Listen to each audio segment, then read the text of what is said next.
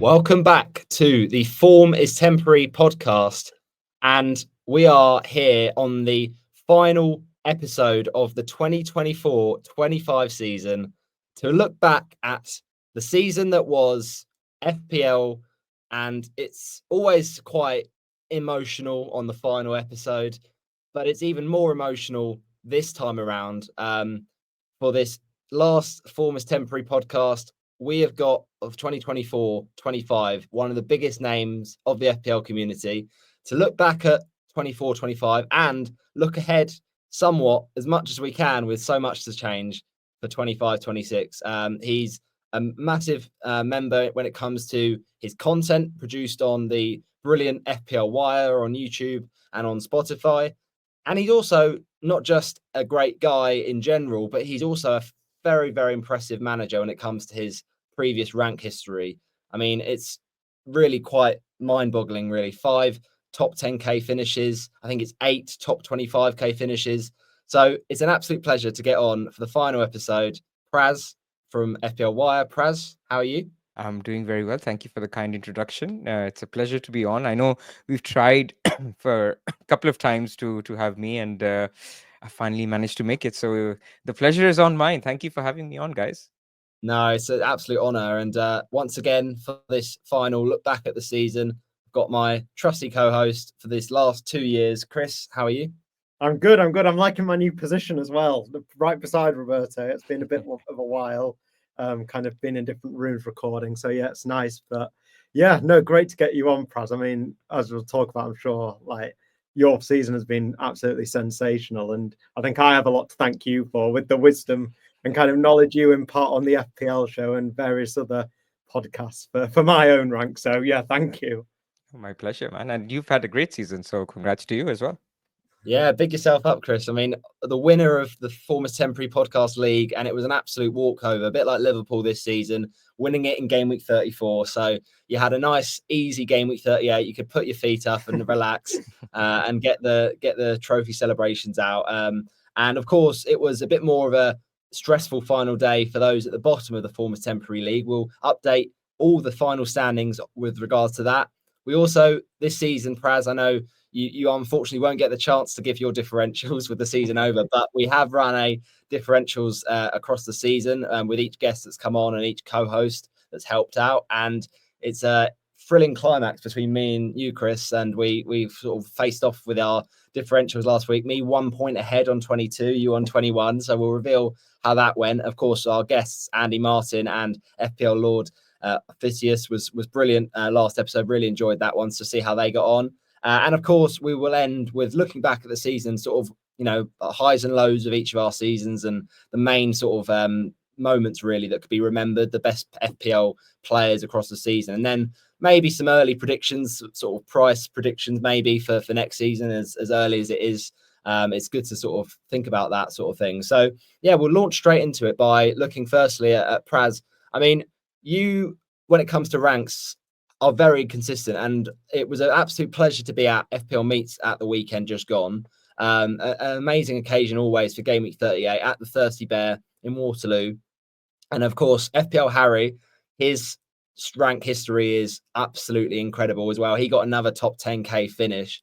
But recently, Praz, I mean, you, when it comes to advice that I like to hear, I mean, the way you explain things is the main thing. I think everyone really enjoys your style of sort of presenting content on FPL Wire and official FPL's pod and of course the FPL show, which you appeared on Monday. But yeah, what sort of, if you could kind of sum up why you think you maybe did so well this season, finishing at 4,184 in the world, why you think you had a good season for 24-25? I mean, the short answer is I got lucky, but look, I think there were certain decisions that worked really well. And generally, the way I play is if I've made a good decision, then I will try to sort of double down and try to sort of continue that. So, like I started with Salah and Haaland at the beginning of the season, and that was something that I was very much prepared to lose very quickly. So let's say, if Salah was not performing, I would have sold Salah to Saka immediately and then done something else. So as it happened, it worked out really well, and so I got away with it in a way, or On the contrary, actually, I had Salah as a differential for the first 6 game weeks. And so similarly, over the season progresses, I'm generally a patient guy. So if things are not working out, and let's say I have bought a player that is not performing so well, let's call them Sar, because Sar is a good example because he actually didn't do anything even till the end. But I didn't lose patience in him because I just felt that, the fixtures are good enough. There's a rotation that I have going, and I'm generally patient. So I don't knee jerk. Therefore, I don't take as many hits, and I plan. Like, you guys, if you've listened to my content, I generally try to plan my moves 3, 4, 5, 6 weeks in advance. I try to plan the double game weeks, the blank game weeks. So it just sort of, in the years that I tend to get lucky with some of these things, it turns out to be a good rank. Otherwise, I don't tend to have bad ranks. And that's what I think is something I'm more proud of, because I generally don't have bad seasons. That's something that is a result of the things I talked about.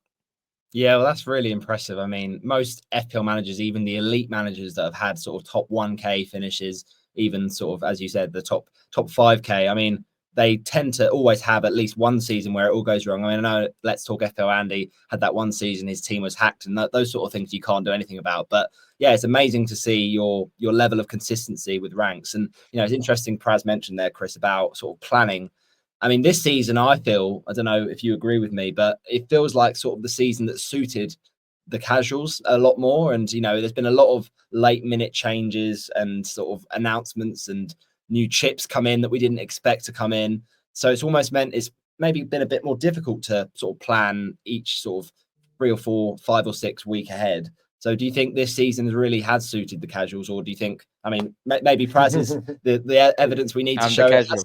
Yeah. Well, you're not a casual at all, and maybe it does show that even though this season has been tough for the sort of engaged managers, that if you've got a mind like the Praz, the legend he is, then you can have a great season. So, do you think it has been that sort of season, Chris? To an extent, yeah. I mean, I think like you said there, with kind of the differences in the game this year, with the 5 transfers and the extra chip and things like that, I think that maybe has led to a convergence of kind of the kind of strategies of engaged and maybe less engaged managers.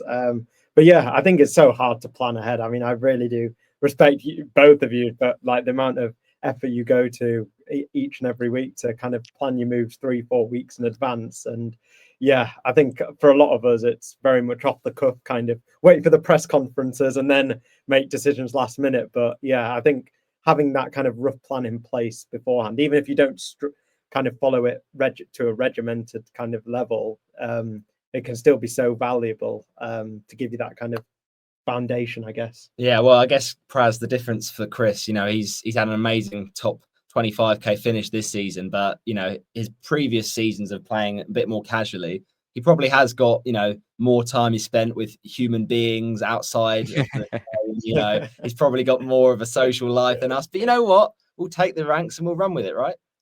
Yeah, no, I look, everyone has different objectives in how they play the game, right? And so it's absolutely fine. Somebody could be 1 millionth ranked but have had an amazing season because they caught up on that mini league leader right at the end. So it's just different objectives for different people. Exactly. And yeah, mini leagues is ultimately what it all boils down to, the love of the game. And ranks have been sort of a thing that content creators, I think, have been sort of labeled to define their credibility, which I don't agree with. I think, Alex Volo made a really good video on it. I'd encourage everyone to check it out on YouTube about how, ranks don't define content creators, and ultimately the way they play, a great example being Nathan Bacon we had on the Game Week 38 preview last season. That sort of engaging content. He doesn't necessarily make rank all about his season and all about the way he likes to engage with his audience. But, sometimes if you want to play well at this game, that's fine.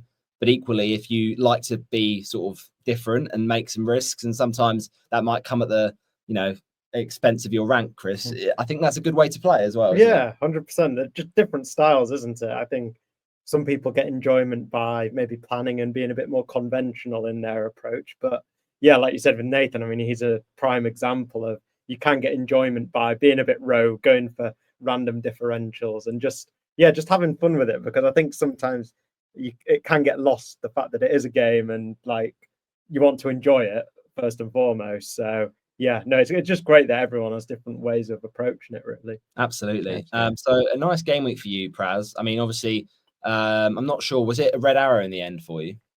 Game week 38 was a red arrow, man. Like, it didn't work out. Like, I went De Bruyne to Saka when I could have gone De Bruyne to Bowen, and that was the final decision I had.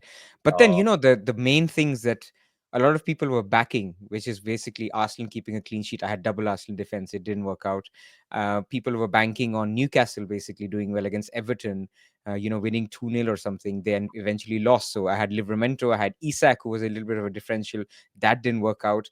I had Ollie Watkins against my team, Man United, and I thought, they will just smash us because Man United are down and, Villa have everything to play for. Didn't work out. So, when things like that don't work out, eventually, you do get a red arrow. yeah. I mean, on paper, your team looked great this week. So 55 points, no transfers made. I mean, hang on, that can't be right. Sorry, I'm on the No, wrong that's game. giving 22. My bad. I was thinking that's a big flex to finish in the top 5K and not make a transfer. I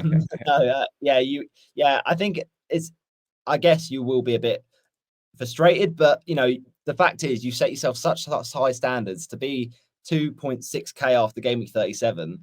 I mean, I know that it's a shame that you didn't get into that Yeah. top 1K, but it's an amazing achievement to even get in the top 5K. So 49 points, a slight red arrow, but you still got to be happy, of course, with the overall picture, right? Oh, absolutely. Like, I would have taken this, like, any day before the end of the season. You get tempted, right? And this is basically a lesson in life as well. And I know I digress, but it's like, earning money in your first job or whatever, or your fifth job.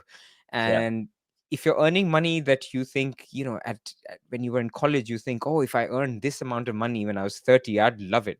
But then when you're 30 and you're earning that money, you're going, okay, man, this guy's earning 20% more than me. He bought this new car. And so I should be getting that. So, of course, no matter where you are, you will want more, and that's just life. So it's same with FPL rank, right? You could have been 200 in the world, and you'd be like, I wish I was in the top 100. Or if you could be 10th, and you'd think, I wish I won FPL. So I'm not of that mindset. I was actually going into game week 30, I was fairly relaxed. I could have protected, like I could have gone Bowen, who would be 70-80%. I still chose to go with Saka. It didn't work out. I don't care. It's fine. Yeah, that's absolutely the attitude to have. I mean, I wish I felt that, sort of neutral and emotionless about my decisions. I know, I'm sure you play with your sort of emotion, but it's interesting. I talked to a lot of, managers this season, and a lot of the successful ones have a good way of neutralizing their decisions to, strictly on process and decision making rather than outcome. And I know it's not easy, Chris, is it, when you have a certain decision you make and it backfires, to sort of still back the decision in the first place, even though with a bad outcome. But I guess that's why managers, if they have those consistent ranks, they keep on having good seasons because they just follow the same thought process, and it doesn't really matter how their transfers go. I think it's so important not to get too low when you have a bad game week, and equally not too high when you get a good game week. Like, I think, like Praz was saying, I think that mindset is so important. It is a marathon, like 38 game weeks. You've got to really kind of stay disciplined. Yeah, 9 months. 9 months is a long time. It really is. So I think sometimes it's, like you said, Roberto, it's about the process of the kind of decisions you make. And I think at the end of the day, sometimes the logical decision doesn't go well, and you have to just kind of say, you can't judge that decision by the outcome. You are happy with the process. So I think that's definitely something to think about going into future seasons, and just taking it on the chin really when you have a bad game week and moving on, I guess. Yeah, I mean, your team looked in great shape, Praz, for the game week 38, and obviously we got the leak that De Bruyne was benched for that final City game, which I think was quite a bit of a shame, really, that he wasn't given a start in his final game. But I can see, like, he has been playing a lot of minutes recently for his age, and I kind of understand it. But it's a shame he couldn't sign off with a goal. But he didn't start, and I know a lot of people that probably thought they would make that move, but in the end, Isak was leaked to start. We eventually got the confirmation from the reliable accounts in the end. So with regards to, if KDB, for instance, Praz had have started in another alternate universe, was there sort of any other transfers you were considering making? No, because look, Bumo Visar fine, Watkins and Rogers were fine, Isak and Livramento were fine, Salah was great, my defense was great. So actually, that was my planned transfer anyway. It was really a question of if Isak would have been out, I would have done something else. That something else would probably be Ivan Nilsson or Welbeck. Both of them didn't do anything either. So really, it was just one of those game weeks, right? I mean, if you had Semenyo and Bowen, then you had a great game week. If you had one of them, you had an okay game week. If you had none of them, you got a red arrow. Yeah, that's I can relate to that. I had the same decision to sell De Bruyne, and yeah, 50-50s have killed me this season, I'll be honest, and captaincy as well.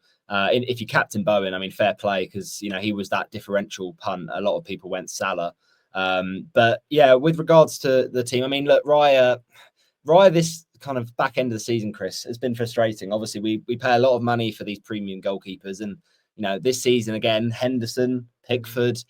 Even Leno at certain points in the season. Flecken, not so much clean sheets, but more assists and save points. Those budget goalkeepers have still done really, really well. So do you think going into next season when, Arsenal, I mean, they'll probably go for another potential title win, but it does feel like the value in goalkeepers is hard to come by at the moment, isn't it? Yeah, I agree. I think it's particularly this back end of the season, it's been not very fruitful having Arsenal kind of defenders in general. And Raya, I still think he's a good goalkeeper to own going into next season. I mean, obviously a lot can change with defensive transfers. I'm not sure Arsenal will be doing their business at that end of the pitch, but I think they're still a reliable defence all in all. I know their results have tailed off when they've not really had much to play for. But yeah, again, he got the joint Golden Glove, didn't he? So he's still getting good numbers. But yeah, it's just how you allocate your budget, really, isn't it? And whether you feel that paying that amount of money is warranted when it could be spent elsewhere. Yeah, I'll be honest. The other position in your Arsenal defence, Praz, that's kind of triggering me at this point is Kivior, just because I had a decision game week 33 on the bench boost about whether or not I took a -4 to sell Livramento and also to basically buy Mbumo in place for Murphy. And I ended up not taking the hit, getting Saliba instead of Kivior and keeping Murphy for the Villa game. And then Kivior scoring against Palace and Saliba getting the 1-pointer last game week. I mean, it's a big swing. So Kivior obviously has been a nice sort of cheap own this season, but as a result, of course, of Gabriel's injury. So do you think going into next season that, these Timbers, these Kiviors, these cheaper Arsenal defenders could be a nice way to go outside of the obvious Saliba and Gabriel? Not really, because Saliba Gabriel will play, and then Ben White is going to be fit, so he'll compete with Timber. Then on the left, maybe they sign somebody, or Lewis Kelly rotates with Timber playing off the left sometimes. So until we have a settled fullback partnership, which I think with Ben White being fit may not be the case, I think it'll come back to again Gabriel or Saliba, I'm afraid. Yeah, it feels inevitable, but yeah, I mean, Saliba really frustrated me this season. I'll be honest. I brought him in, and he's done very little. And I think when I didn't own him, game week 14, I did get Timber's goal against Man United. Sorry, Praz, but Saliba also scored in that game, and just every time I thought, oh, there's some great joy from Timber, Saliba seemed to put a dent in it. And then since I brought him in, William Saliba, he's really disappointed. But yeah, as you said, a big surprise in that Arsenal game to see them concede, but also in the Newcastle one, because Everton going into that obviously had nothing to play for, and Newcastle had everything to play for with that Champions League spot. But I guess, Chris, it's quite lucky for them that Man United slipped them a fiver, or did them a favour really in that Villa game. And in the end, maybe the fact that they lost that final in the Europa League might have actually rejuvenated Man United to get a result, perhaps. Yeah, potentially. I mean, last game of the season at Old Trafford. I mean, the season couldn't gone much worse. So I think that last bit of kind of salvage a bit of something from the season. So yeah, it was obviously a very controversial game with a few decisions that I'm sure we'll talk about at some point. But I was surprised that Newcastle lost that game. I think that was maybe the banker really, that they were going to win that game to 0. But yeah, it just shows the Premier League you can't predict these sorts of results, and just shows how hard it is as FPL managers as well to kind of go with your decisions when that looked like such a logical move to have a Newcastle defender. But yeah, just didn't work out. Yeah, it feels like it's been that sort of season though, Praz, doesn't it? Like it's been quite sort of on the paper easy decisions, and sometimes they've actually been punished. And it goes back to what we have talked about earlier on in the season with assistant manager being brought in as a chip. I mean, for those that went Arteta in game week 26, I was one of them against West Ham. It looks again another banker, and sometimes this season has just thrown up sort of results that we've not expected. Like I feel like earlier on in the season, we look back at it on the pod, and there's been sort of one freak result every game week. It seems, Fulham, Bournemouth have been quite sort of Jekyll and Hyde sides. Forest have obviously got a few impressive wins against some good sides. So do you think going into next season that will sort of, the Forest revival and the sort of, Man United and Spurs downfall will sort of even out and it'll go back to how it was in 23-24? Or do you think it's, maybe a sign of things to come next season? Yeah, I think it's a sign of things to come personally, because I think in the Premier League, we're in this odd phase where there's about 15 very good teams, actually. Like we used to have just, the top 6 or the top 8, and then everything used to be average and then below average or poor. Now, I think it's like, if let's take an example, let's say Newcastle is away to the 16th worst team. I'm not going to get into Man United or Spurs yet, but let's say West Ham, right? It's not a given. They're not a terrible team. Take Fulham. Like Fulham are, okay, 10th or 11th this season. I can't remember where. Great team at home. So it's very hard to predict the outcomes. So you just have to basically back yourselves over a block of fixtures, and you have to say, look, if Isak has good games, 2 of them against promoted teams, 3 of them are against these mid-table teams, which can go either way. You just have to believe in the block rather than just one fixture. Absolutely, yeah. It's all about that sort of over the longer term period. And Gvardiol has been an interesting asset this season, Chris, hasn't he? Because there's been times where he's got attacking returns and been sort of nice to own in our team before that. And there's been, some clean sheets at certain points in the season. But as Praz alluded to, it's been sort of, I think he talked about it as well earlier in the season about how City, we expect them to keep clean sheets. A lot of the time, Edison just lets one in, in the 92nd or the 96th minute, as he did in game week 37.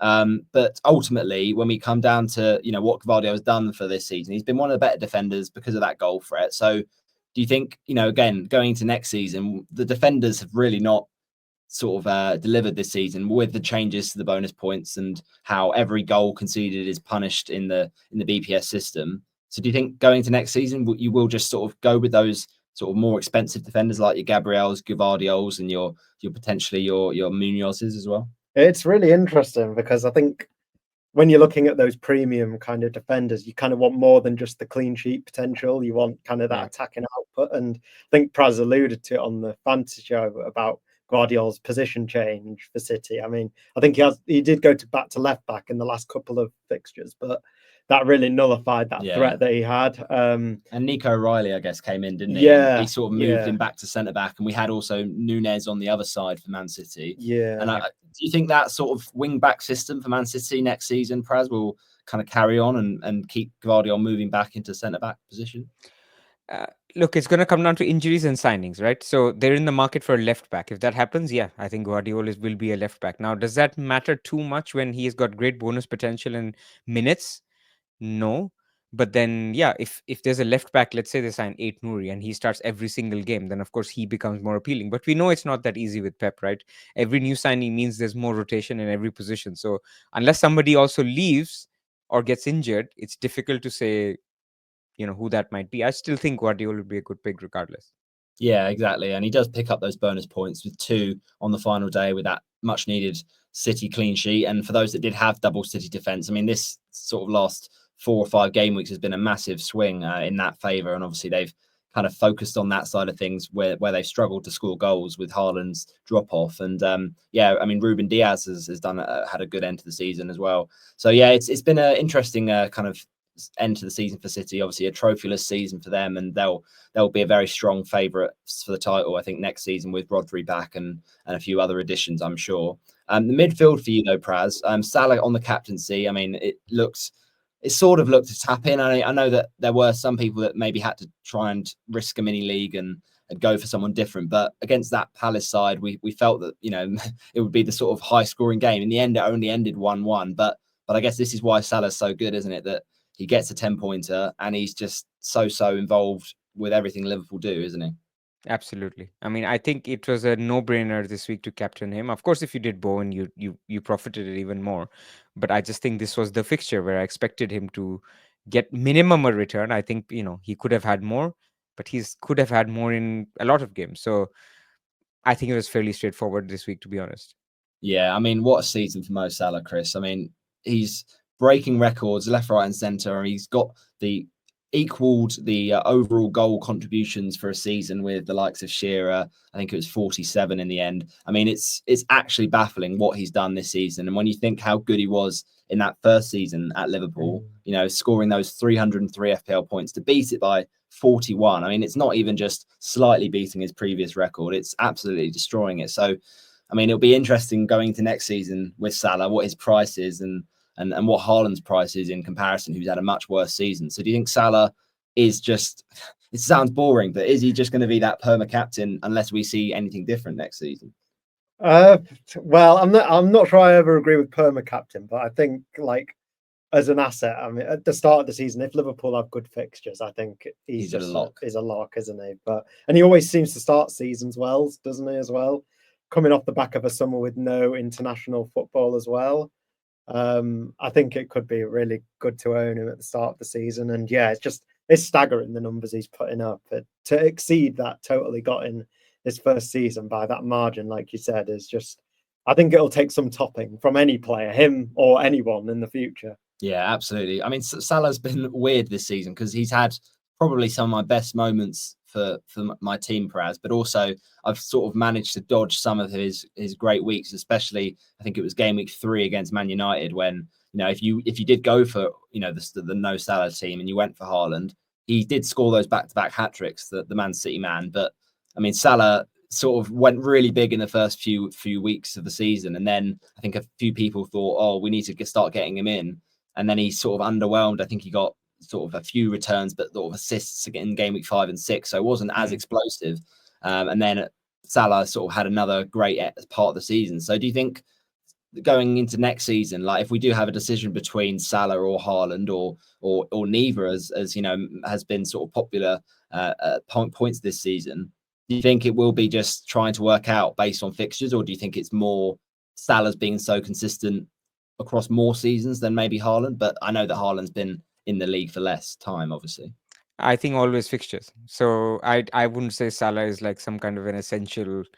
He's great. All respect to Salah, right? But I just think there's other opportunities in the game that will come with fixtures, and so people need to be open-minded. We have to not have this Salah FOMO, and see. And if he continues that form, then sure, everybody will be on him again. But given the pricing, I think we need to go with an open mind. There could be great picks if let's say Liverpool don't have the best fixtures, but Arsenal and Man City have amazing fixtures, then Haaland and Saka are better than having just Salah and someone else, right? So it's so context driven in terms of fixtures that it's hard to say whether, you know, he's essential or definitely somebody will go for or not.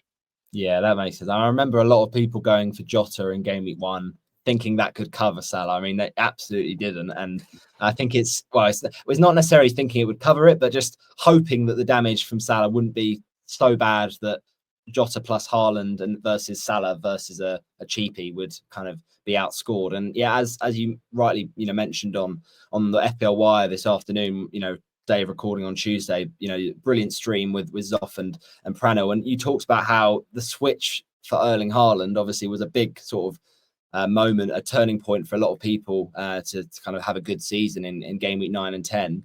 But we didn't think that Haaland, yeah, as you rightly pointed out, would then suddenly, by selling him, start blanking every single week. We expected him to still get returns. So the fact is, his drop off was a massive sort of unexpected result. So I mean, I guess Salah could do that next season, couldn't he? And then we have to sort of start talking about the other players in that midfield. But I guess it relies, Chris, on those other premiums delivering. And this season, outside of Salah, there's been very few, haven't there, that have really got to anywhere near that level? Yeah. Over the course of the season, really none, to be honest. I mean, Mbumo kind of getting to that level where he is really consistent, and I'm sure he'll have a price hike of sorts going into next season. But yeah, I think it will be interesting next season to see whether maybe more managers are more kind of open to leaving more money in the bank, like in their teams, because I think sometimes it feels like you have to have these premium assets, at least one or two or whatever. Yeah. And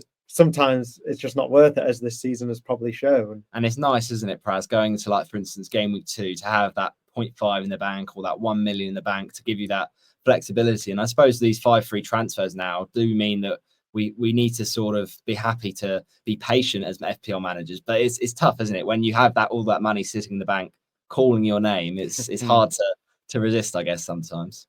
No, absolutely. It's I always have an objective to go and save some money going into the game week, but it's just so hard because new players come up and then you go, oh, I can afford this team. If I just get another 0.5, I squeeze another 0.5 into my squad. So I think theoretically it's great, but practically it's very hard to do. Absolutely. The rest of your midfield, Mbumo delivered on the final day with an 8-pointer in potentially his last game. We'll have to work out whether or not he's an FPL Brentford asset next season. But, I think he will become a less appealing asset, Chris, if he does move to one of the, big 6 sides. Maybe that is Liverpool or Arsenal or even Newcastle, because it, might not get as many minutes with all the options that those clubs have. And obviously other penalty takers in the clubs, so he might not be on those. So do you think he will be a better pick for next season? And obviously you'd imagine he will be sort of near the 9 million, 9.5 price tag next season. So do you think he will be one that will be better if he stays at Brentford next season? It's really difficult. I think it depends maybe on the team he joins. And like you say, with minutes, I think maybe a team like Newcastle, would he get into their first 11? I mean, Murphy's been excellent for them this season, so I think it would be quite harsh on him to be dropping out. But you'd think that Mbumo, if he'd signed for a club like Newcastle, he'd go straight into their starting lineup. But yeah, it's all, I think, all dependent on where he's at. I think at Brentford, if he stays there and Thomas Frank is still there, this is still there, I mean, they've got a great relationship. So yeah, I think that it's just the price, obviously, that might be a bit prohibitive for him next season. But again, I think, like Praz said with Salah, wait and see with fixtures and what teams he's playing against. And yeah, he could be a great asset once again. Yeah, in your midfield, Praz, I noticed, obviously, we've talked about Saka, but Rodgers, I mean, as a Man United fan, I'm sure you had conflicting emotions there. I mean, I know you would have wanted United to win. I wanted Man United to lose and Rodgers and Watkins to haul. Like, we had nothing to play. So I have no shame in admitting that. When that goal was ruled out, I was like, come on, you can give the goal. It's okay. Man United are rubbish. Yeah, I mean, if you'd have had something to play for, then it would have been absolutely different. But yeah, finishing 16th, it's one of those things. You just have your cup final, which was a tough day. And I think for any United fan, going into next season, I think hopefully it's the only way is up, because with no European football now, I think you could maybe have a better season under Amorim with a sort of full transfer window ahead of him. But yeah, Cunha has just been announced, by the way, not officially, but Ornstein has announced it. So David Ornstein, when David Ornstein tweets, I saw the "Here we go" as well. Yeah, it's as good as "Here we go." Yeah, exactly. I think when he tweets, we know it's reliable David Ornstein. But I mean, Cunha could be really interesting. But again, we have to work out what United do overall in the window, I think, because there has been problems scoring goals, and keeping clean sheets has also at times in the season been a big issue. But do you think going into next season, Praz, that we could maybe be investing in not just United attackers, but maybe some defensive options if Amorim can get that team a bit more defensively solid? Yeah, I think wingbacks will be important, a bit like Crystal Palace, right? I'm not saying we'll have a Daniel Munoz from Man United, but Patrick Dorgu was very attacking back at the back end of the season. So I think if there's somebody who can nail down their spot, that could be Dorgu, it could be Ahmad, although Ahmad I think will be classified as a midfielder. But TBD, see who we sign. But yeah, there could be an opportunity in defense. But I think more importantly, it'll probably be one of those 10s, like a Cunha, or if Ahmad is playing there, or if they sign like someone else, those would be the opportunities. A nice midfielder, not that expensive, playing basically week in, week out in the number 10 role. That would be something that could be appealing, especially because FPL also reduce the pricing of teams that finish in the bottom half, right? Again, not proud to say that, but that could be an opportunity for next season. Yeah, it'll be really fascinating because, especially with Tottenham players, Chris, obviously them winning the Europa League but still finishing 17th and playing Champions League football next season, you'd think a team playing in the Champions League, their FPL prices would be, not too bad, but they do often do it on league position based on the last FPL season. So, like players like Brennan Johnson, who've had a pretty good season, will be interesting to see, won't it, what FPL do with that pricing. Yeah, for sure. I think, like you say, for example, with him, I think if he does get a drop in price, I think it probably isn't justified. He's had a good year, all in all, really, for Spurs in terms of returns. So, yeah, but like Praz said, there could be real opportunities there to exploit. I think United have really improved defensively, like in the last 3-4 weeks. So, yeah, I'll be looking at them maybe at the start of the season next year, depending on what they do in the transfer market. But yeah, I think those teams that play like 3 at the back formations with wing backs could be a really nice source of points potential, as we've seen with Munoz again. So yeah, no, I agree with you. I think they'll do much better next season with less kind of fixtures. So yeah, I think it can only go up, can't it? As Amarim said in his last address. Yeah, hopefully. I mean, yeah, it's not been an easy season for those United fans. So hopefully, Praz, it'll be a bit more positive. But the strikers this season have been quite high scoring, but game week 38 was not the week for them, Praz. I mean, it was weird. If you owned Cody Gakpo, you at least got an assist.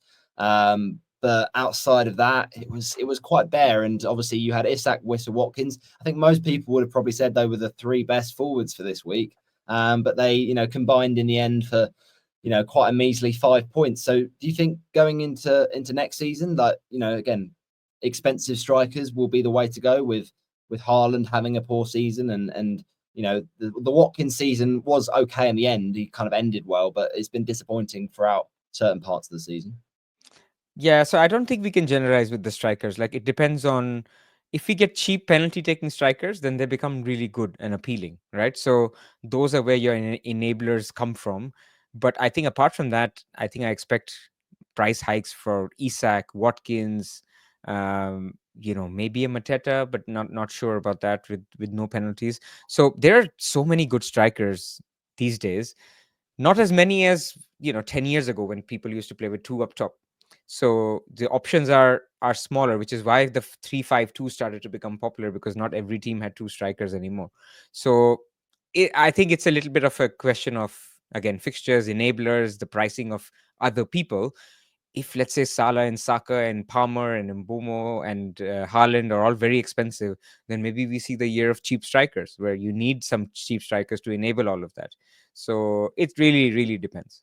Yeah, maybe it's a year for, us to go in on those promoted club strikers, Chris, because it's been a while. It's been a while since the Ollie McBurneys and the Bamfords, but with Leeds back in the Prem, who knows? But it's interesting because Isak, I mean, he would have been fancied to get something with that importance of that Everton game, but as you said, Chris, I mean, it was a bit of a surprising result. I mean, Isak hasn't looked right really for a while. Obviously, rumors of that injury and his operation to come, and recovering for ahead of next season. So do you think he's been the best FPL striker in the game this season, hasn't he? Yeah, 100%. Yeah, I wouldn't judge him too much on the last few weeks. I think it's obvious that he's been playing through the pain barrier, and to have surgery so imminently after the end of the season kind of says it all, really.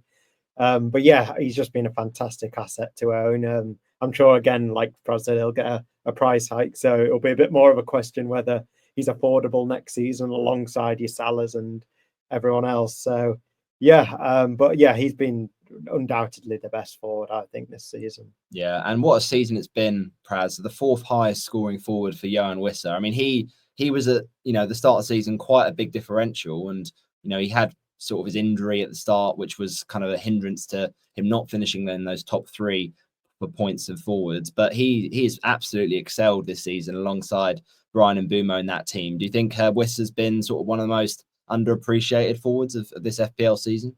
Yeah, I think so, because we tend to gravitate towards penalty taking forwards, but to get 19 goals without taking penalties, people sort of tended to go with Cunha, Chris Wood, Isak, all guys who are on pens, even the Everton guys, like DCL and Beto got more love than Wissa, I feel.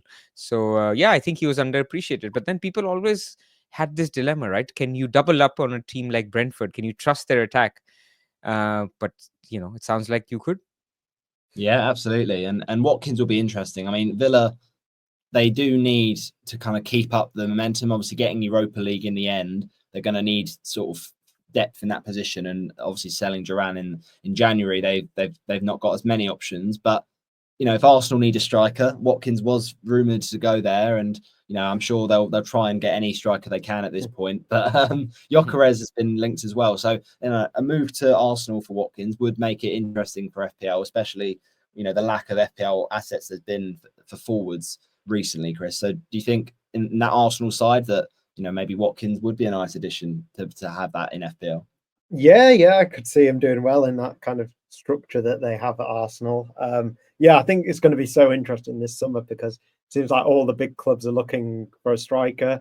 So I think there'll be a few new kind of faces in FPL next season, and they'll maybe be kind of more generous prices for your Gyökeres who haven't kind of proven themselves in the Premier League.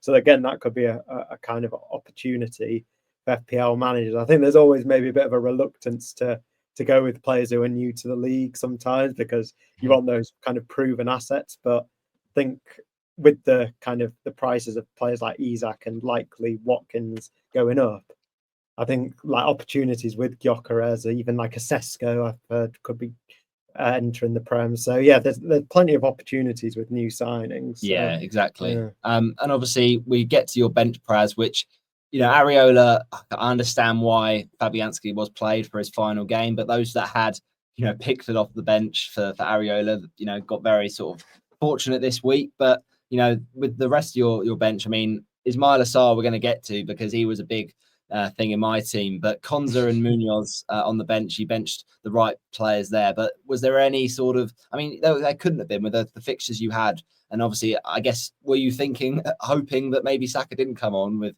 Sarr sat there? Yeah, for a bit, although I knew Saka would come on. Like, there's no reason for him to train all week and then not sort of even show up on the final day. So I knew it was never going to happen. So it is what it is, right? I mean, bench points, they are annoying, but it's not like you should stop having a good bench just because of it.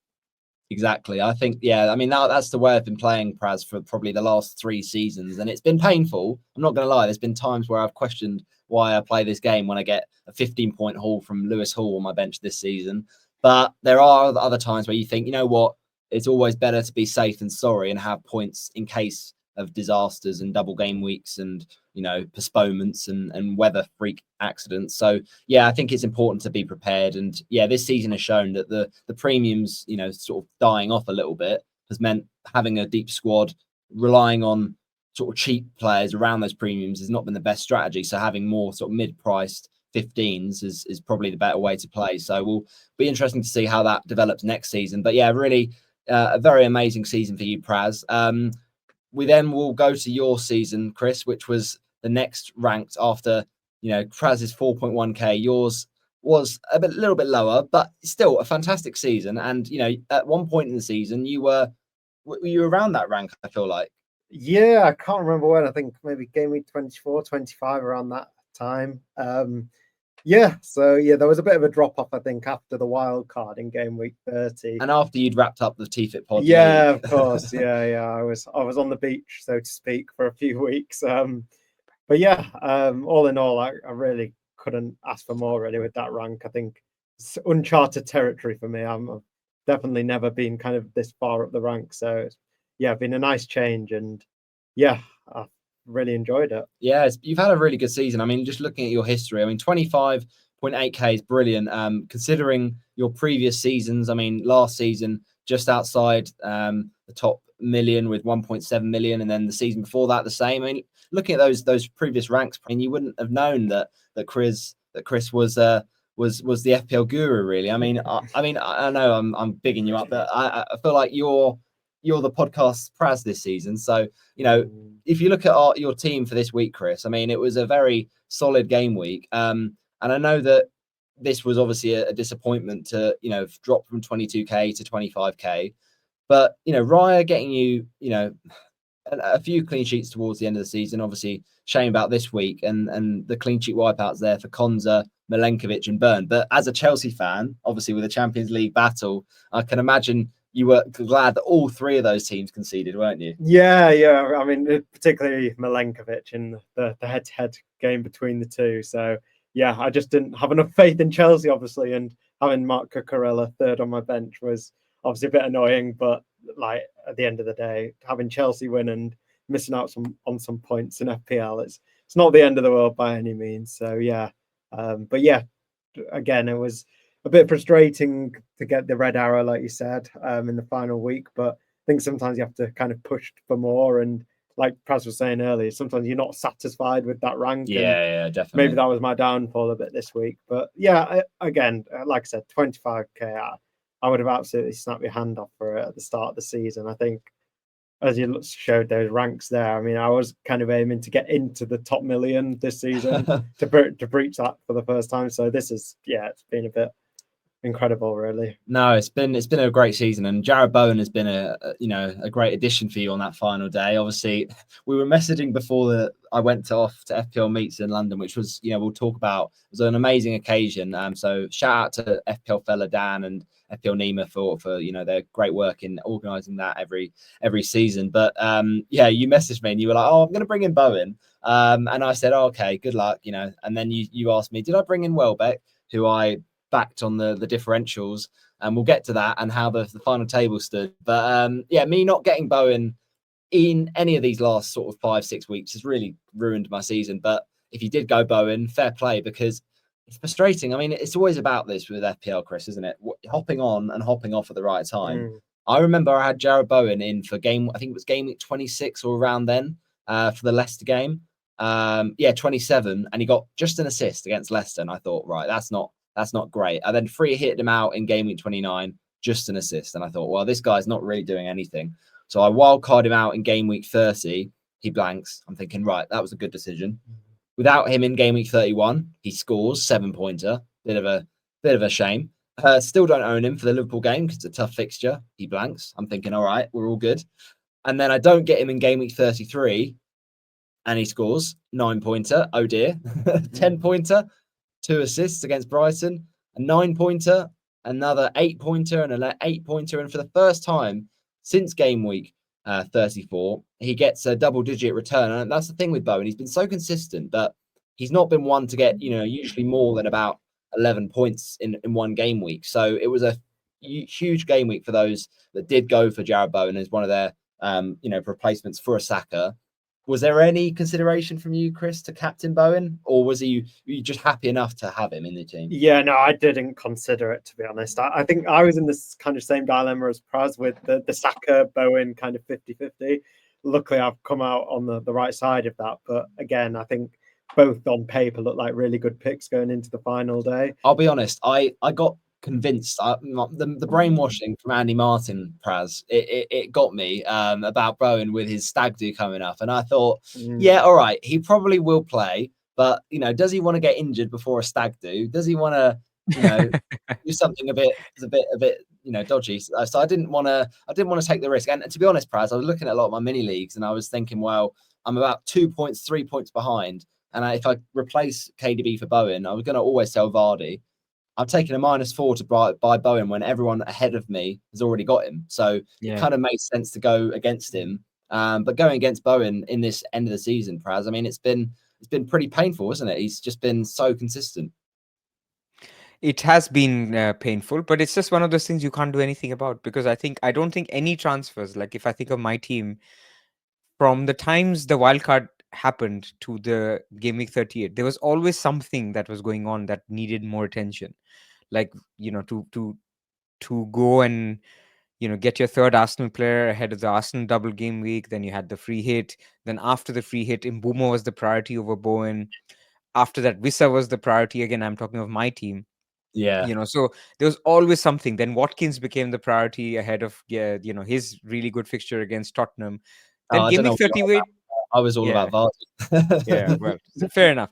But there were other things that came up that actually also weren't bad moves, right? So it's just that Bowen did so well that it feels like, oh, I should have done that. But I don't think it's that simple. It's just one of those things. Sometimes players score a lot of points.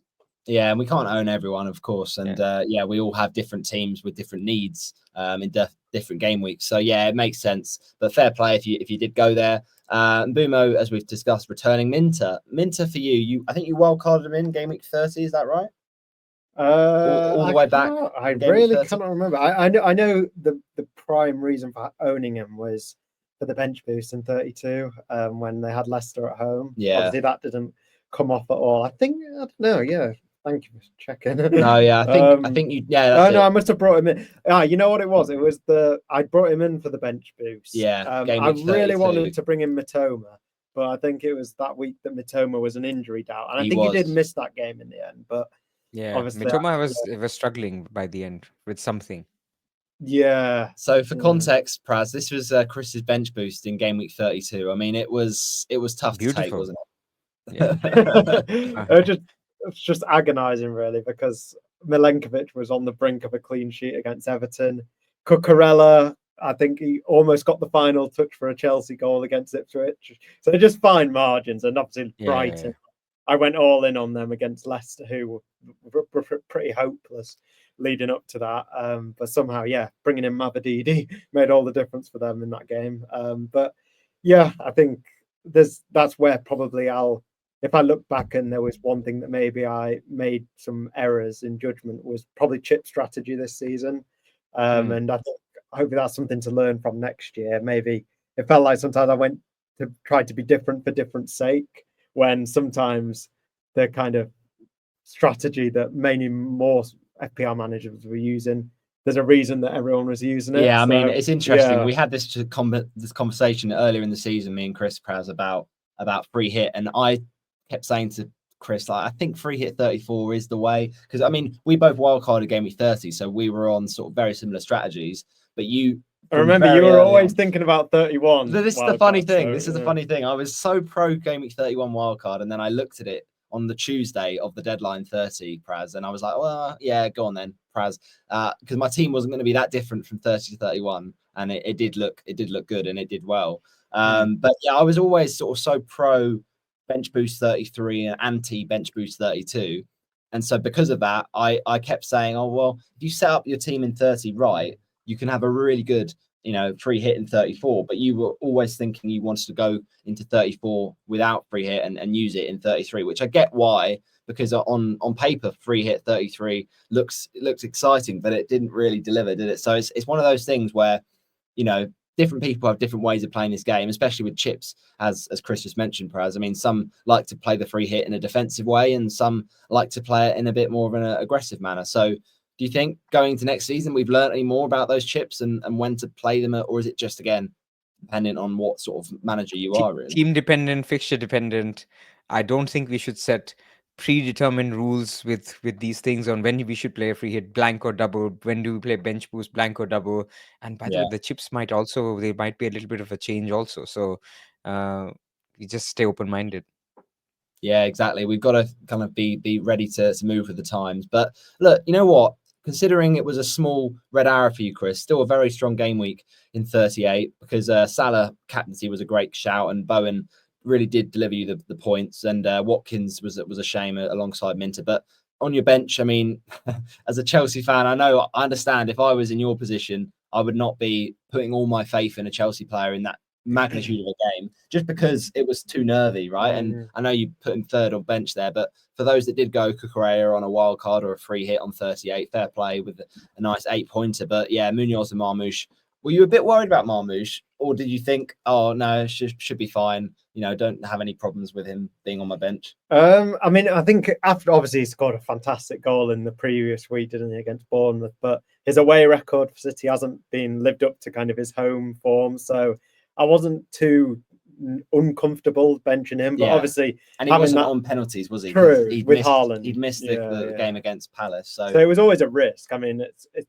always feels a bit odd to have a player of that kind of price and quality, obviously, on the bench. And it was the same with Munoz. I mean, just because of his attacking output, it just felt really weird to have him on the bench. So yeah, it was a bit peculiar that Cucurella was the one who ended up returning out of the three. But yeah, Yeah, again, I think like Praz said earlier, I think bench points are not the worst thing. Like it just you want to have that strength in depth really. So Absolutely. yeah. My game week was just 1 point better than Chris, but I did take a -4. So actually, in the end, it was 3 points less. So 56 points with a -4, 52. Raya again, we've talked about, very frustrating. That of all people, Ross Stewart steps up to the plate, but my defense was the most painful bit. Outside of Gavardiol, who got the 8 points, I had Bradley as my differential this week, Praz, and I was watching that Palace game with conflicted emotions because I brought in Danny Welbeck, so I did a -4. I did Vardy to Welbeck. Vardy got me a lovely differential return last week, and I was happy with that. I brought Vardy in for Isak when he didn't play, which was quite a nice thing. And I was hoping Isak stayed quiet against Everton, and I was happy he did. But I did Vardy out this week because of the fact I knew he wouldn't play, and so I thought, well, what's the one player I think I can bank on starting this week?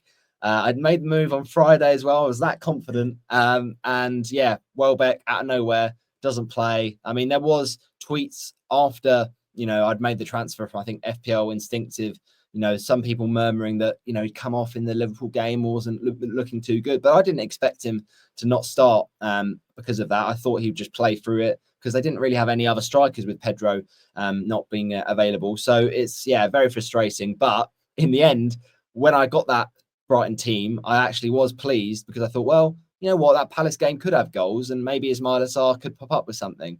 And he did just that off my bench. And as a Watford fan, a former Watford player, I mean, I don't think I've celebrated a goal like that in a long, long time, Praz. I mean, I know a lot of people benching Sarr this week. So those sort of points, effective points against other people was quite big for me in the end, even though it was a clean sheet wipeout for Bradley. So do you think Bradley, going into next season, obviously Trent now gone, he got subbed off at half time, and I understand why, but it was frustrating for my team for Trent to get the half, and it's good that he got that clapping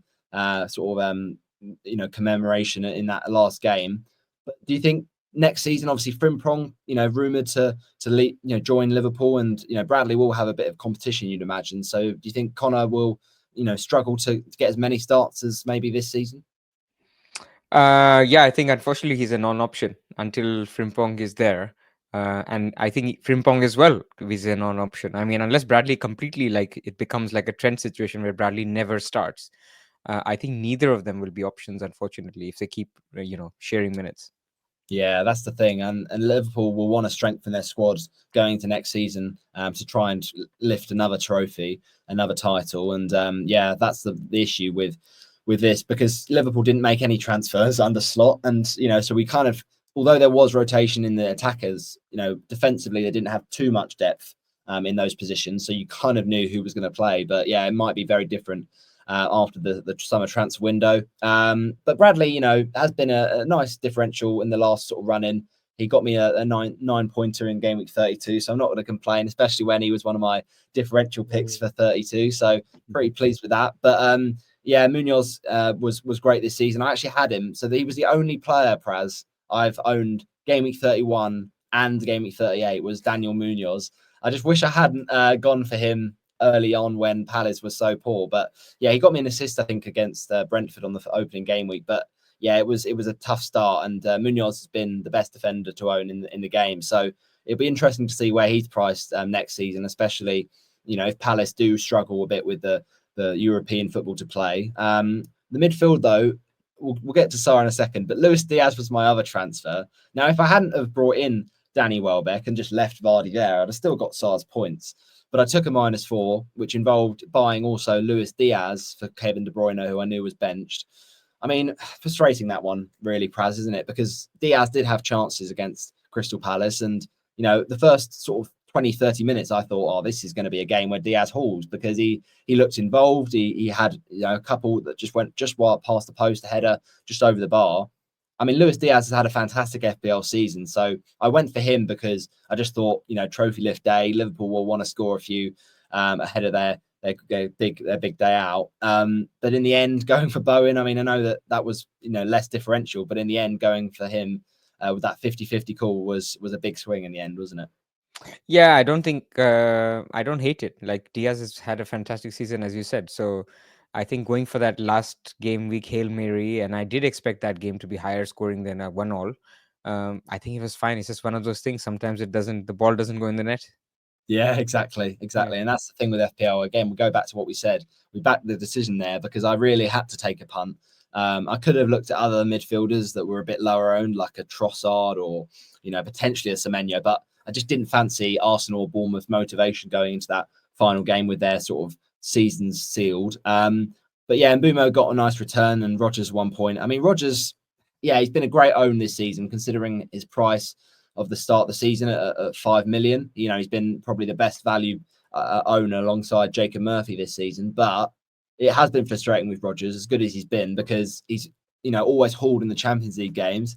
And in the Premier League games, Chris, there's been times when we've started him, he's done nothing and got books. And then when we benched him, he's got 14 pointers, isn't he?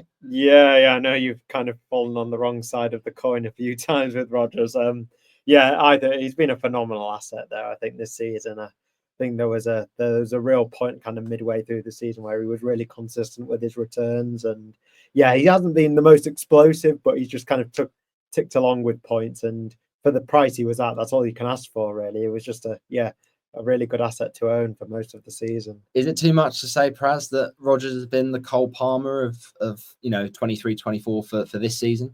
Oh yeah, I mean it's too much. I mean Cole Palmer was something else last year. I mean over 240 points starting game week 9. Rodgers had a good season. It's a good breakout season. I think next season he'll be a mid-price mid, not a cheap enabler. But no, he's not Cole Palmer.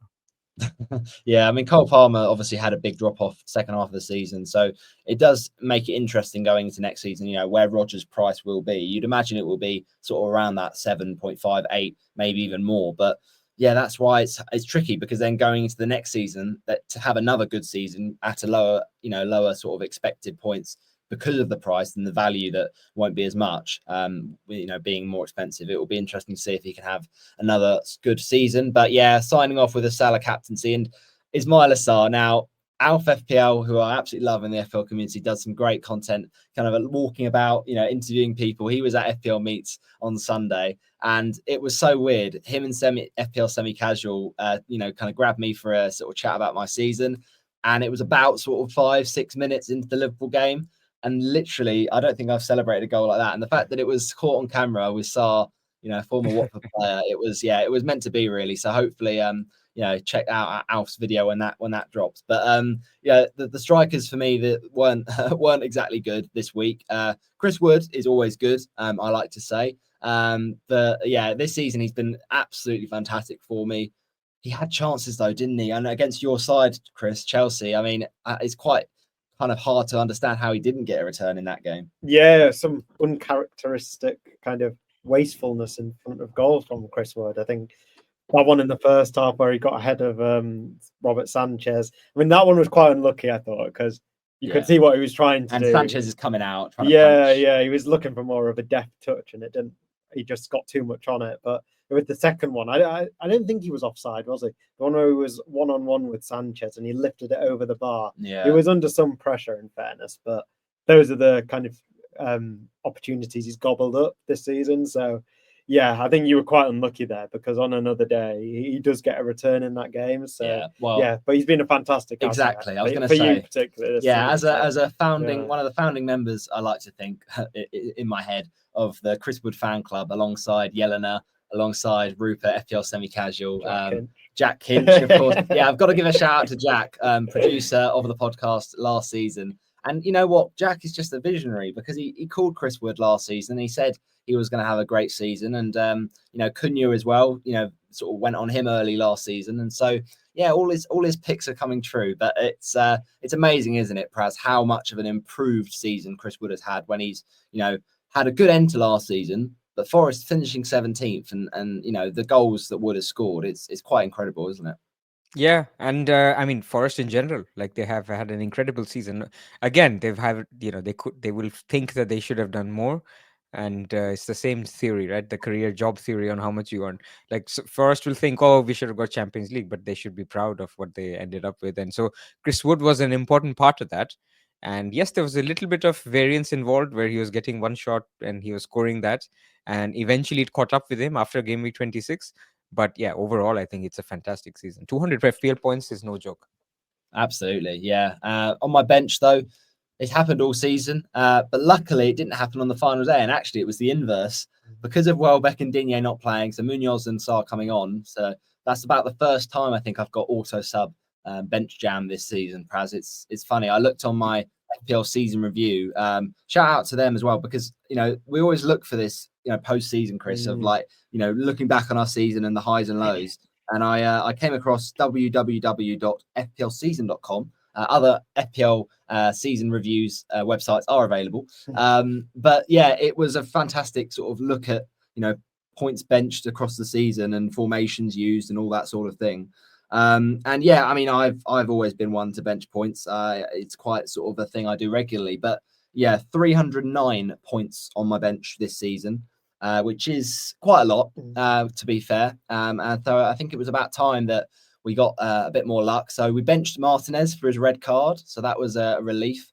And we also obviously had Saliba just left there from his injury, ruling him out. So maybe the question to sort of help our brains and help our therapy, help our coping mechanisms, Praz, is to just, get players that are flagged on our bench. I know that we might have down to 9 or 10 players, but at least we'll feel better about it, right?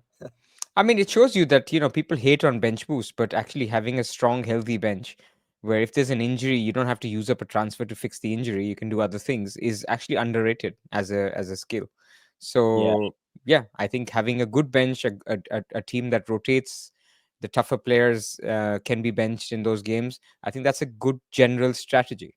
Yeah, and I guess, if I look at my bench boost 33 team, I wouldn't have obviously owned back on the game week 30 wildcard, both two playing goalkeepers if I wasn't bench boosting 33. But having Ryan Martinez allowed me to just leave them in sort of after game week 33 for the last 4 game weeks. And actually, Raya defensively not keeping those clean sheets gave me Martinez, who actually had a really good end to the season. So almost like when you sort of have a bit of negative variance against you, to have two options, one could eventually get into some form, and Villa definitely did do that defensively at the end of the season. So yeah, it was quite nice to have Martinez getting his return to me in the game weeks before 38, and it was just sort of the fixture that I went for Raya. But yeah, it was painful for those that did start Martinez. But yeah, that was my season. I mean, look, I'm not going to lie, it was a tough end to the season and tough to take when, after game week 34's brilliant free hit, I was ranked at 74k, and I ended last season at 78k. So to end with 4 reds, it's frustrating.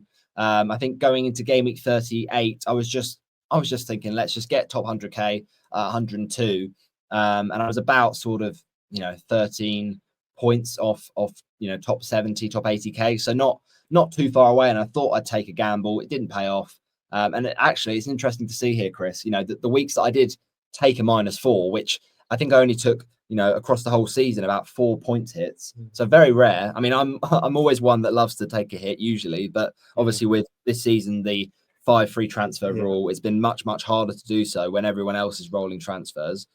But, when you look at the season, the game weeks that I have taken hits are pretty much always a red arrow. Like, this season, I mean, I know it's always harder in game week 38 for that hit to be paid back straight away.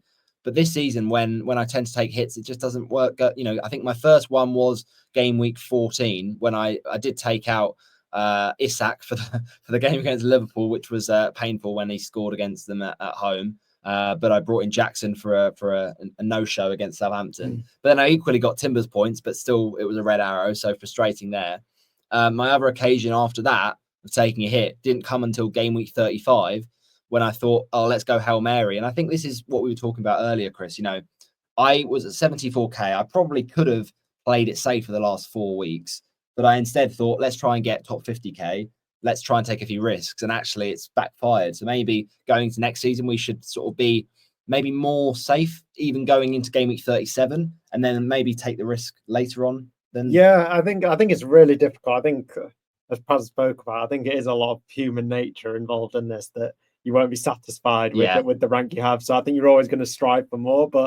And it's easy to look back in retrospect and say, oh, I should have gone a bit more conservative. But I think I think you went. I mean, there were moves that you did that really paid off, like Vardy. I mean, no one went for him really in game week 37, and for him to get a return. I mean, those kind of moves are the ones that are most satisfying. Yeah, and really. I'll be honest, that's why I yeah. like to play the game, Praz. Yeah. Like, I'm that sort of manager that chases the differentials. So to be honest, Praz, this season for me, I don't know if you agree, has been really hard for me because I've really enjoyed that thrill of a differential each week. And this season, I just feel like a lot of the weeks it's been hard to justify them because they've not really been, this quote unquote optimal play for a lot of weeks. So do you think maybe next season we could see a bit more variance and the template could be a bit more sort of breakable?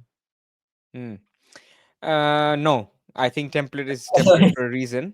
Oh, that's it. Fair enough. You let me down gently there, Praz. Thanks for that. I mean, I just don't think it's, hits are. Let's first talk about hits, right? Hits make you feel nice because hits, what they do is you are seeing everybody buying certain players and you can't get to them and you go, let me just take a hit. You know what? I'll feel nice. I can have this really nice bandwagon, whether that's Watkins or whether that's Vardy or Vardy is not a good example. Not everyone was buying Mbumo. Sometimes they'll work out, sometimes they won't work out. But the problem is that they rarely give you points. Like, sometimes players can disappoint. Like, let's say you took a hit this week to get Saka and Isak, right? I mean, they did nothing. So or worse still, like someone like Welbeck or someone like Calafiori you didn't even play. So it feels, the only time the hit feels good is mostly when you're taking it. So that now you're not afraid going into the game week of this player that everyone else is buying. But it really, what you need to be doing is thinking 3 weeks or 4 weeks in advance on who is the player everybody will be buying and making sure that you're allocating your budget and freeing up funds in a way that you can get to that player then, not taking a hit, reaching that game week. So therefore, that's the one thing I would encourage people to do. Don't think about who you want this week. Think about who you want 5 weeks later and then work towards it. Create that path. Exactly. That's a really good piece of advice because, getting ahead, Chris, I mean, this is why it's such a difficult game at the moment. There's 11 million players playing this game. So getting that edge and getting someone before they become the next big thing and the differential that everyone talks about, I mean, that's the hardest skill, isn't it?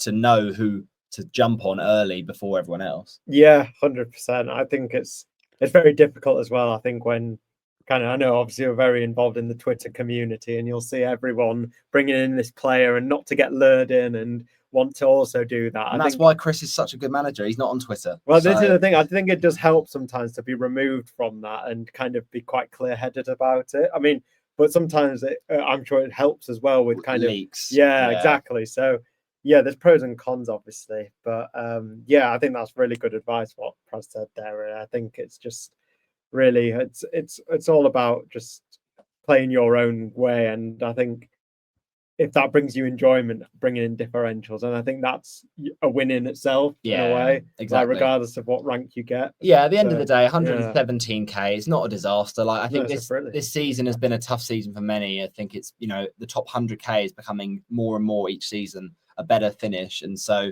I remember saying game week 38 sort of, or the season review last season for the pod, I was hoping to get push into the top 100k at least, even sort of 70 50k.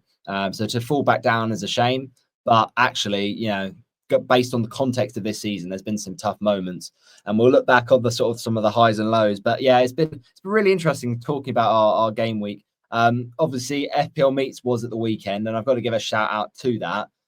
Fantastic day out, and one person, which is really weird thinking back to our game season review episode last season with FPL Fran, the lovely FPL Fran. He was there at meets, and I had a great chat with him about this season. And also one legend that was there was Jonas, of course, won FPL 23-24, Jonas Sandlerbank, who won it for Norway, the Liverpool fan. And he was a really, really lovely guy, Praz. I mean, he's very sort of open and, talking about how he won the game last season. And one thing he said, obviously, a lot of analytics in FPL is kind of rising towards the game now. And he sort of did make a lot of those decisions based on that sort of model of thinking.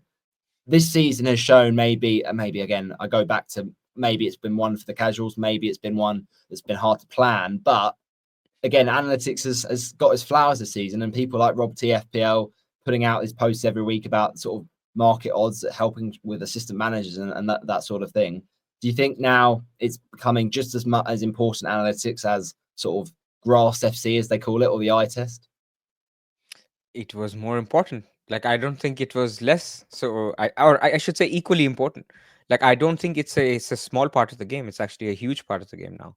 So again, people don't have to do it. Like, you can, again, if you get enjoyment by watching the matches and picking a player because you thought this guy was looking really different, lively or whatever, go for it, man. But other times, other people are playing the game saying, you know what, I enjoy the analytical part of this game where I'm looking at this data, I'm looking at all these XG charts, and I'm thinking, this player nobody's picking, he's low owned, I'm going to go for this guy. Also fair enough, right? I mean, that's also another way of playing. So I think each have their own way. And the thing about analytics way is they don't care about EO. Because it's analytical, it's robotic, it's a calculator. They're not thinking, oh, everybody else is captaining Ollie Watkins this week. They'll say, you know what, if it's Palmer, then it's Palmer. So you have to embrace it completely. Then you can get some of the benefits, and this works for both sides. Absolutely. Yeah, that's a really good point. And talking of FPL champions, we have to give a massive congratulations to Lovro Budisin from Croatia, who, of course, wraps home the trophy, the overall #1 winner for this 24-25 season. And actually, Chris, we just mentioned Jonas, who had a 45-point lead going into the final game week last season and ended up 51 points ahead. I mean, Lovro 40 points ahead going into this week, and I think he won by 23 points in the end, something around that. So, it's been quite comfortable, these last two champions of the game. But do you think that maybe shows the sort of level of points difference, obviously this season with the sort of high potential from the assistant manager and that sort of thing? Or do you think it's actually that maybe when it comes to the final day, maybe the #1 in the world are taking less risks and sort of going more safe, maybe? Yeah, potentially. I'm not sure what his team really looked like going into 38, but I can imagine if I was in that position, you'd want to kind of play safe and kind of consolidate your position rather than being a bit more punty. So yeah, but I think congratulations to him. It's a phenomenal achievement. I mean, like I said earlier, 11 million people playing the game, and to come out on top is a really incredible accolade, really. So yeah, congratulations to him. Yeah, it's interesting, isn't it, Praz? Because, there's so many more people playing the game now. So to win the game is becoming a bigger and bigger achievement.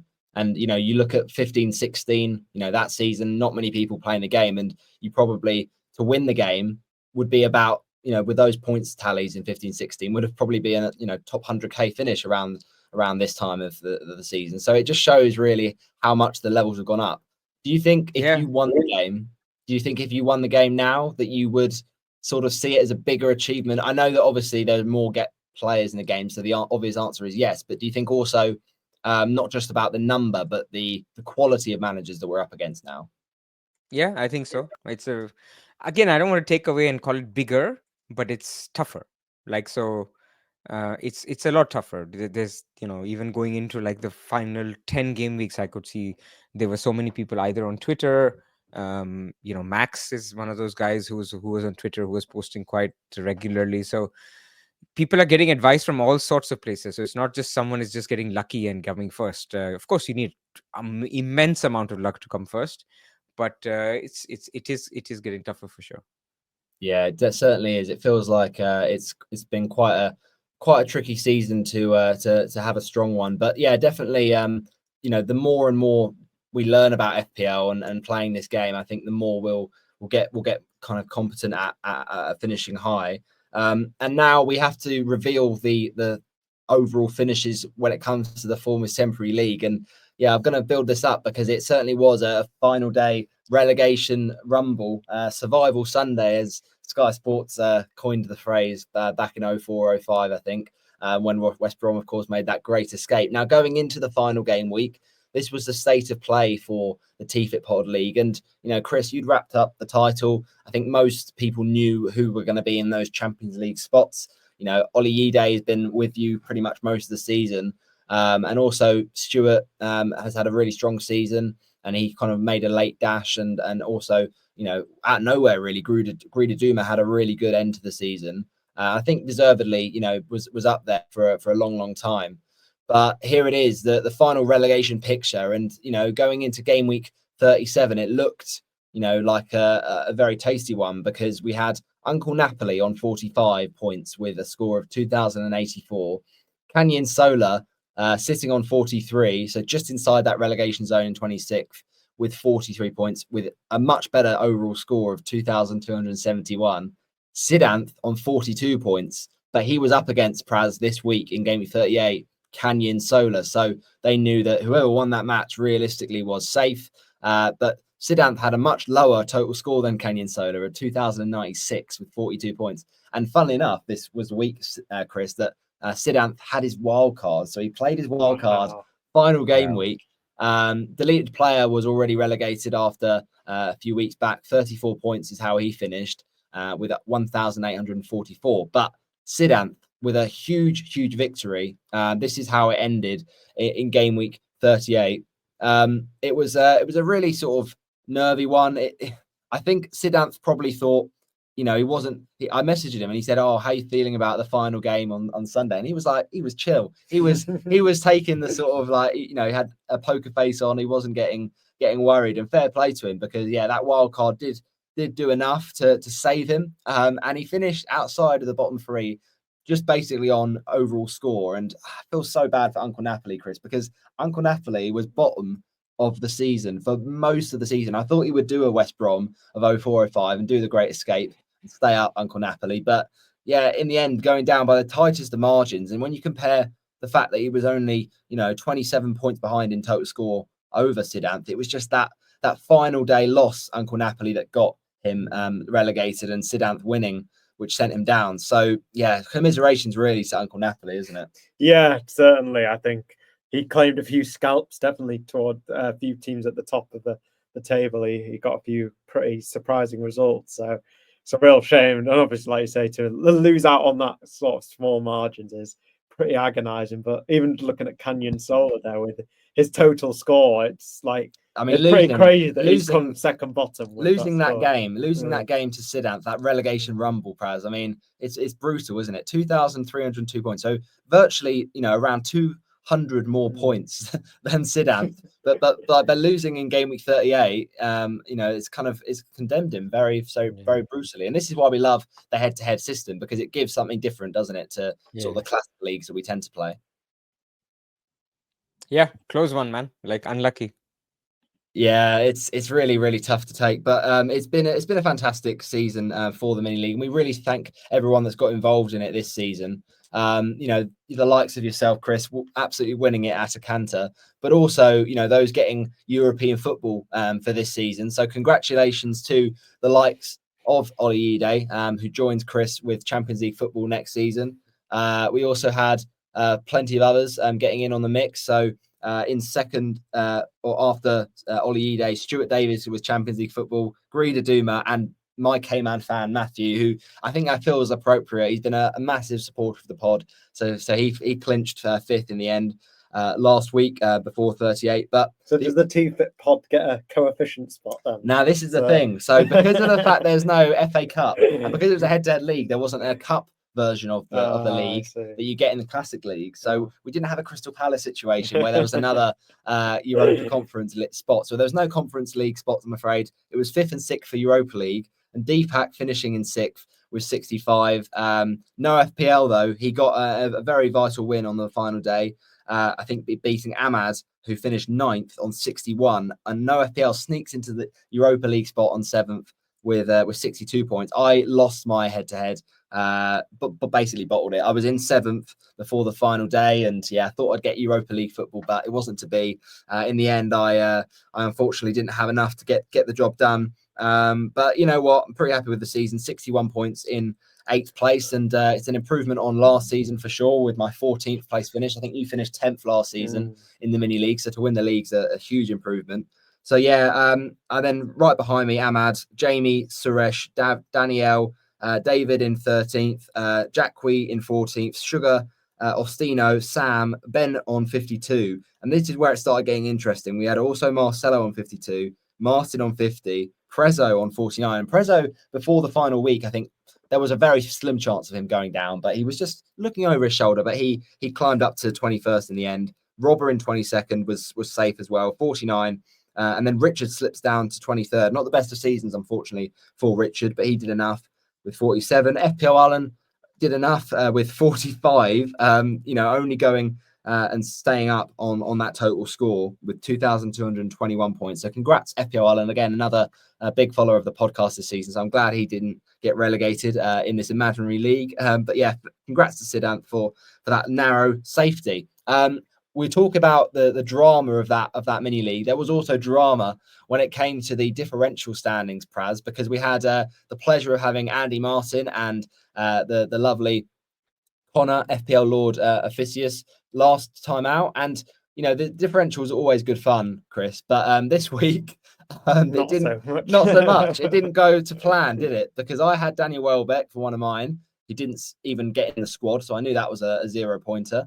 Sharda also blanked against Wolves, and Gibbs White as well. So I stayed on 22, and then I was just watching the games, hoping that you didn't get any, so you'd stay on 21 and I could win outright. But unfortunately, in the last minute, Praz, that Spurs game, Mitoma passes it to Gomez, and he thinks, you know what, I'm just going to bend this into the top corner.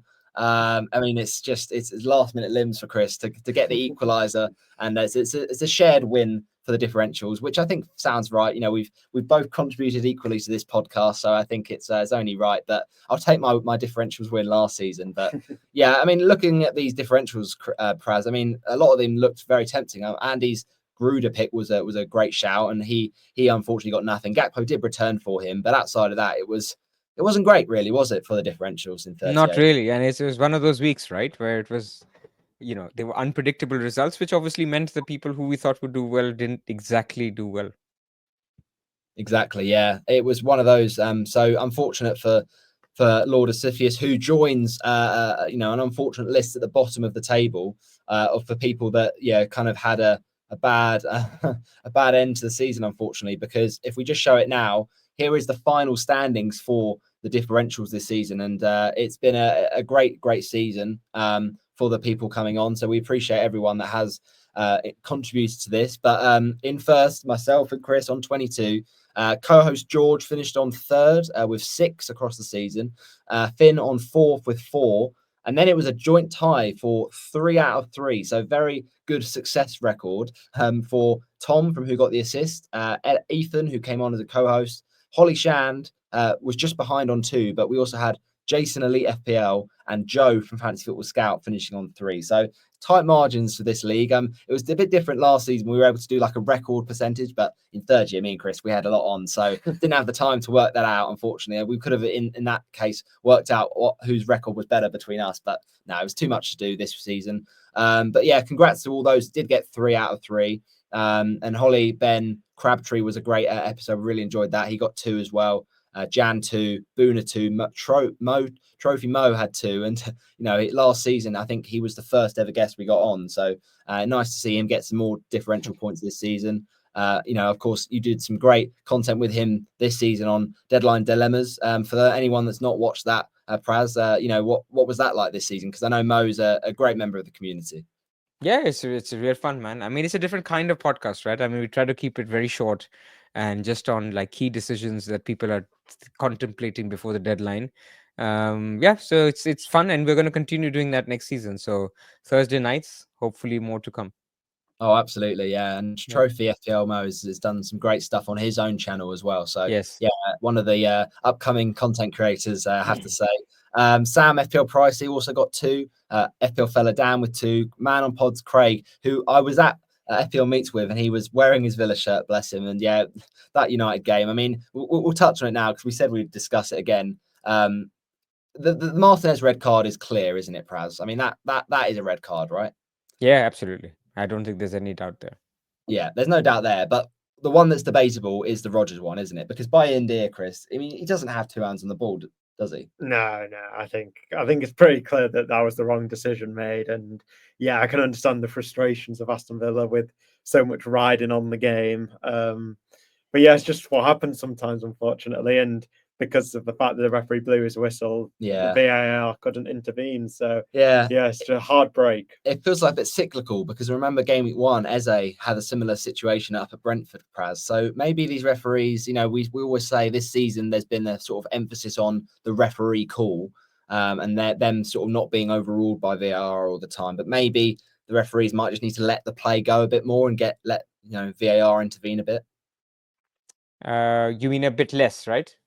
Well, no, what I mean is by allowing the sort of play to finish and sort of not blowing the whistle, allowing VAR to come in and make sort of any changes or any interventions it needs to. See, but that's a double-edged sword, because now remember that what happened in that game where Awani got injured, True. where the linesman let the game flow. So there's two sides to this always. Like, I would prefer the referee to be in charge of the game and the Yeah. VAR to only come in and say, you know what, you've made a mistake here. Like, it has to be an obvious mistake, not like, hairline stuff and things that could be interpreted, because football is a game of a lot of gray decisions. Yeah. Was it an obvious handball or not? Was it a foul? Was it a deliberate foul or not? So these are professional referees. They need to take responsibility and make those decisions, and VAR only comes in where, you know what, you missed something, or you thought it was a handball, it didn't even touch his hand, something like that, where then the VAR comes in. Exactly. I think that's the problem. I think VAR has lost its, clear and obvious tag in recent years, and it's got too minute in its microscopic sort of inspection of decisions. Where, the sort of more obvious calls, like your Rodgers goal, ruled out for those Villa fans, didn't kind of stand, and it felt wrong. So it's interesting. But with regards to everyone else in the league, I mean, that sort of tightness between the 3-pointer for the 5th spot and the 2-pointer for 9th trophy, along with Sam in 9th with 2 from FPL Pricey with Fella, and Craig came on, and Darren came on last season. It's been great to get some guests from people on more than one sort of people on the pod, so guests of 3 or podcasts of 2 people, but to get the other ones on this season has been great. We had Adam from Above Average, we got to have Baker this season compared to last season, so it's been great to get everyone on, and we've really enjoyed the guests we've got on this season. The likes of Craig and Kieran, who got 2 in the differentials. RJ as well, he came on a few times with Law from the Only One Bonus Point podcast as well. FPL Salah, some great members of this community that we're very, very grateful to have had on this season, and as well from Black Box. I know as commiserations to him, and I probably should have known if I'd followed Az on Brighton advice, game week 38 with Welbeck, that it wasn't going to end well. But no, Az has had a tricky season, but he's one of the best guys in the community, isn't he? He's such a lovely guy in general, and I know he, of course, has been a big part of the FPL show and the FPL pod this season. So what's it been like, Praz, doing so much of the Premier League's content this season? As I know that you've been really regular member on the FPL show this year. Yeah, I mean, I think it's different to doing the podcasts, because on the FPL show you don't have all the time in the world. It's like someone will say, okay, we need to cover best Liverpool picks, and we have 3 minutes to cover the segment. So you have to be really concise with your notes, with what information you're giving. You also have to tailor it to the audience. Like, not everybody is fixated on stats, on like every single, like, when is the blank game week, so it has to be in a form where people find it useful. Like, you can't be saying stuff like, oh, Salah is good, by the way.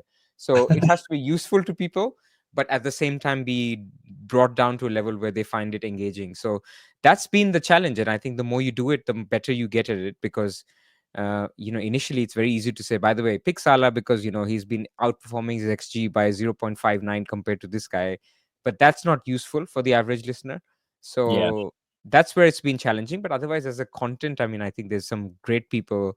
There's a couple of people who I interact with regularly when I go to the FPL show. They're good FPL players themselves. I mean, one of them 24K, one of them had a horrible game week 38, so ended up like 76K, but they're really, really good FPL managers.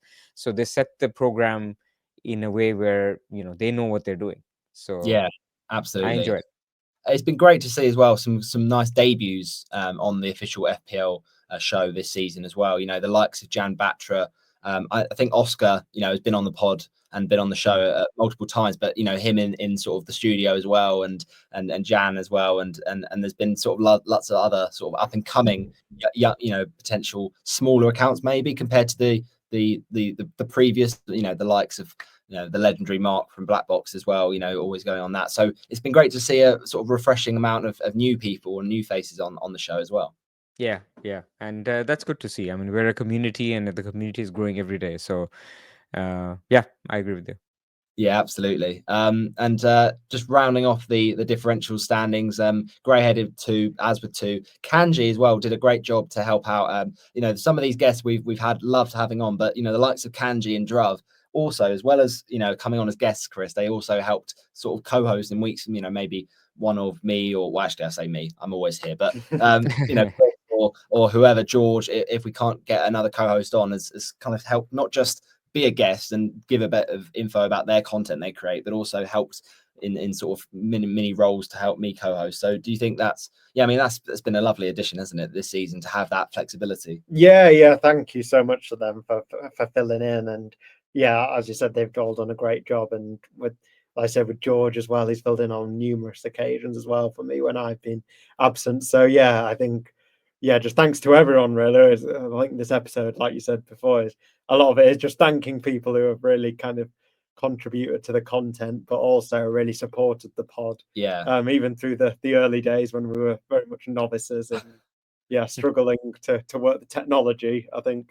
it's come a long way. It certainly has. We feel like we've developed as a podcast, and it's been great to go on the journey. Really, we've kind of gone through the bad to appreciate now the good, I think. And one thing we have to thank is FPL Store with that fantastic T-shirt Chris is wearing at the moment, and his brilliant mugs that he also gave us as well.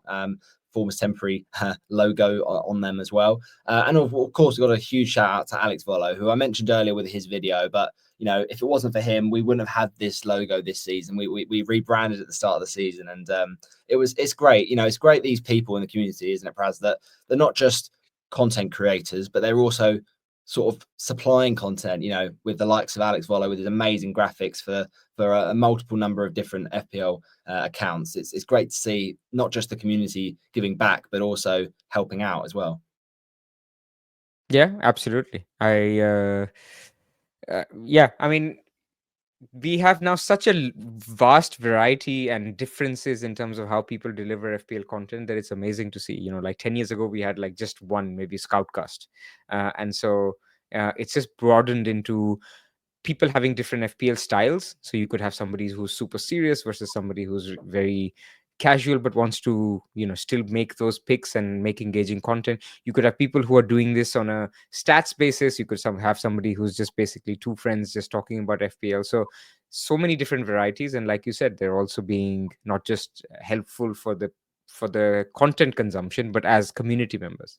Absolutely. And I'm afraid we're going to have to get to the more negative side of the differentials this season, because in 24th, alongside a lot of others, Andy Martin with just the one, Chazza, Baker from above average, Tom, Golden Goal Fantasy, Ollie, who came on as another sort of guest from the first season this season, Eric, FPL TFS, Law from only one bonus point. I mean, there's been so many with unfortunately just the 1 point, as well as Jack and Steve-O and FPL have a beer, Gary. I mean, it's unfortunate, but those on zero, you will go down in folklore. Maybe not so much in a positive light, especially Andy FPL mode, who, fair play to him. It's impressive what he's done here, because looking back at the differentials last season, Andy FPL mode got 0 points, Praz, in a double game week last season. I think it was the Bournemouth double game week in the Luton Bournemouth one. And that's quite impressive in itself, because I think we had our top 5 differentials last season. So that's, double game week. I think it must have been maybe it was 5 for each game week, or 5 across both game weeks, or both fixtures. And so, yeah, nil point for him last season. And I'm afraid it was nil point for him this season as well. Just incredible. It's rub of the green. It's incredible, really. Yeah. I mean, Ash FPL Juice on 0 as well. Druv, who came on, got very unlucky. Charlie FPL Meerkat. Oscar. I mean, there's some great managers here, and it's just the curse of the TFIT Pod differential sometimes can strike. 0 for Oscar, 0 for FPL MV, and then, of course, as we mentioned, this game week, FPL Lord Officius. So, yeah, thanks again for those guests that have come on and given their differentials, and the likes of Jack, Finn, Ollie, Druv, and Ethan, who've helped out with their co-hosting duties. Before we do sort of get into the quiz, and we got 1 or 2 listener questions to end off the pod, Just can we go through sort of our favourite moments really of the season for personal for our own teams, because obviously it's very sort of team dependent. But firstly, starting with you, Chris, what's the one moment that you think of this season that really sticks out as your sort of highlight? Wow, is there anything coming to mind, or is it more... the one that comes to mind immediately for me is, I think, game week 5.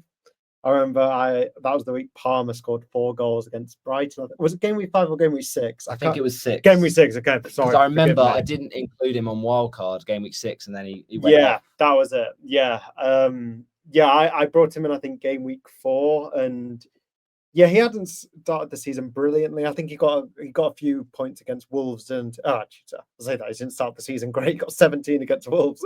Forgot about that. But but also that week I had McNeil as well, who scored 2 against Crystal Palace. So that week was a huge week for me, because I think my point score was, I think, double the average. So I think that's the start of the season really was a huge thing for me in the eventual rank I got, because I think towards the end, a lot of my scores were very similar to most managers, but it was that start of the season that really made the difference, I think. I mean, you went against the grain, to be honest. A lot of people wildcarded around game week 4, game week 6. You held out to game week 10, and that really did help your season, because that was around the time that Haaland was being sold and Cunha was really delivering.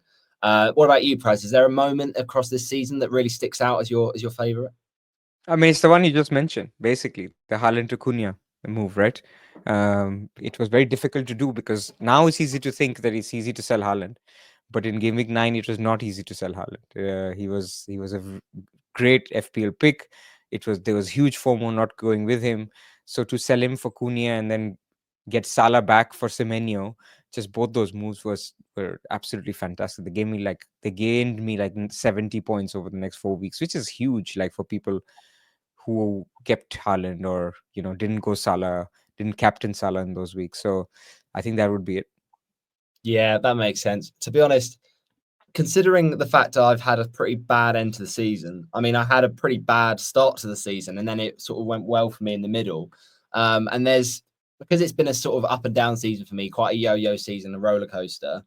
It's been a sort of season of moments for me, a bit like I don't want to rub your nose in it here, but maybe for Man United, there's been certain games where you've really enjoyed, and the certain games maybe you haven't so much. In particular, the reason I'm doing that segue is Amad Diallo, basically. That Southampton game was probably my favourite moment of the season, because I went into that game week 21, I think, on a red, about 5 or 6 from a green, and I thought, well, anything I get from Ahmad, I don't expect anything, even though it's Southampton, I'm not feeling too confident. And it was sort of that sort of game week, really. And he was very lowly owned. I think he was about sort of 15% ownership in terms of that Southampton game. And I just don't think anyone had any expectations, really. I know it's a great fixture, but United weren't in the best of form. And Southampton go 1-0 up, and you're thinking, right, well, that's my one differential, my one chance of a green arrow gone. And then what ensued was just simply why we love football. It was crazy. It was insane. And ultimately, scoring a hat-trick in, what was it, Praz, about 9 minutes? I mean, it's just bonkers, isn't it? Yeah, incredible.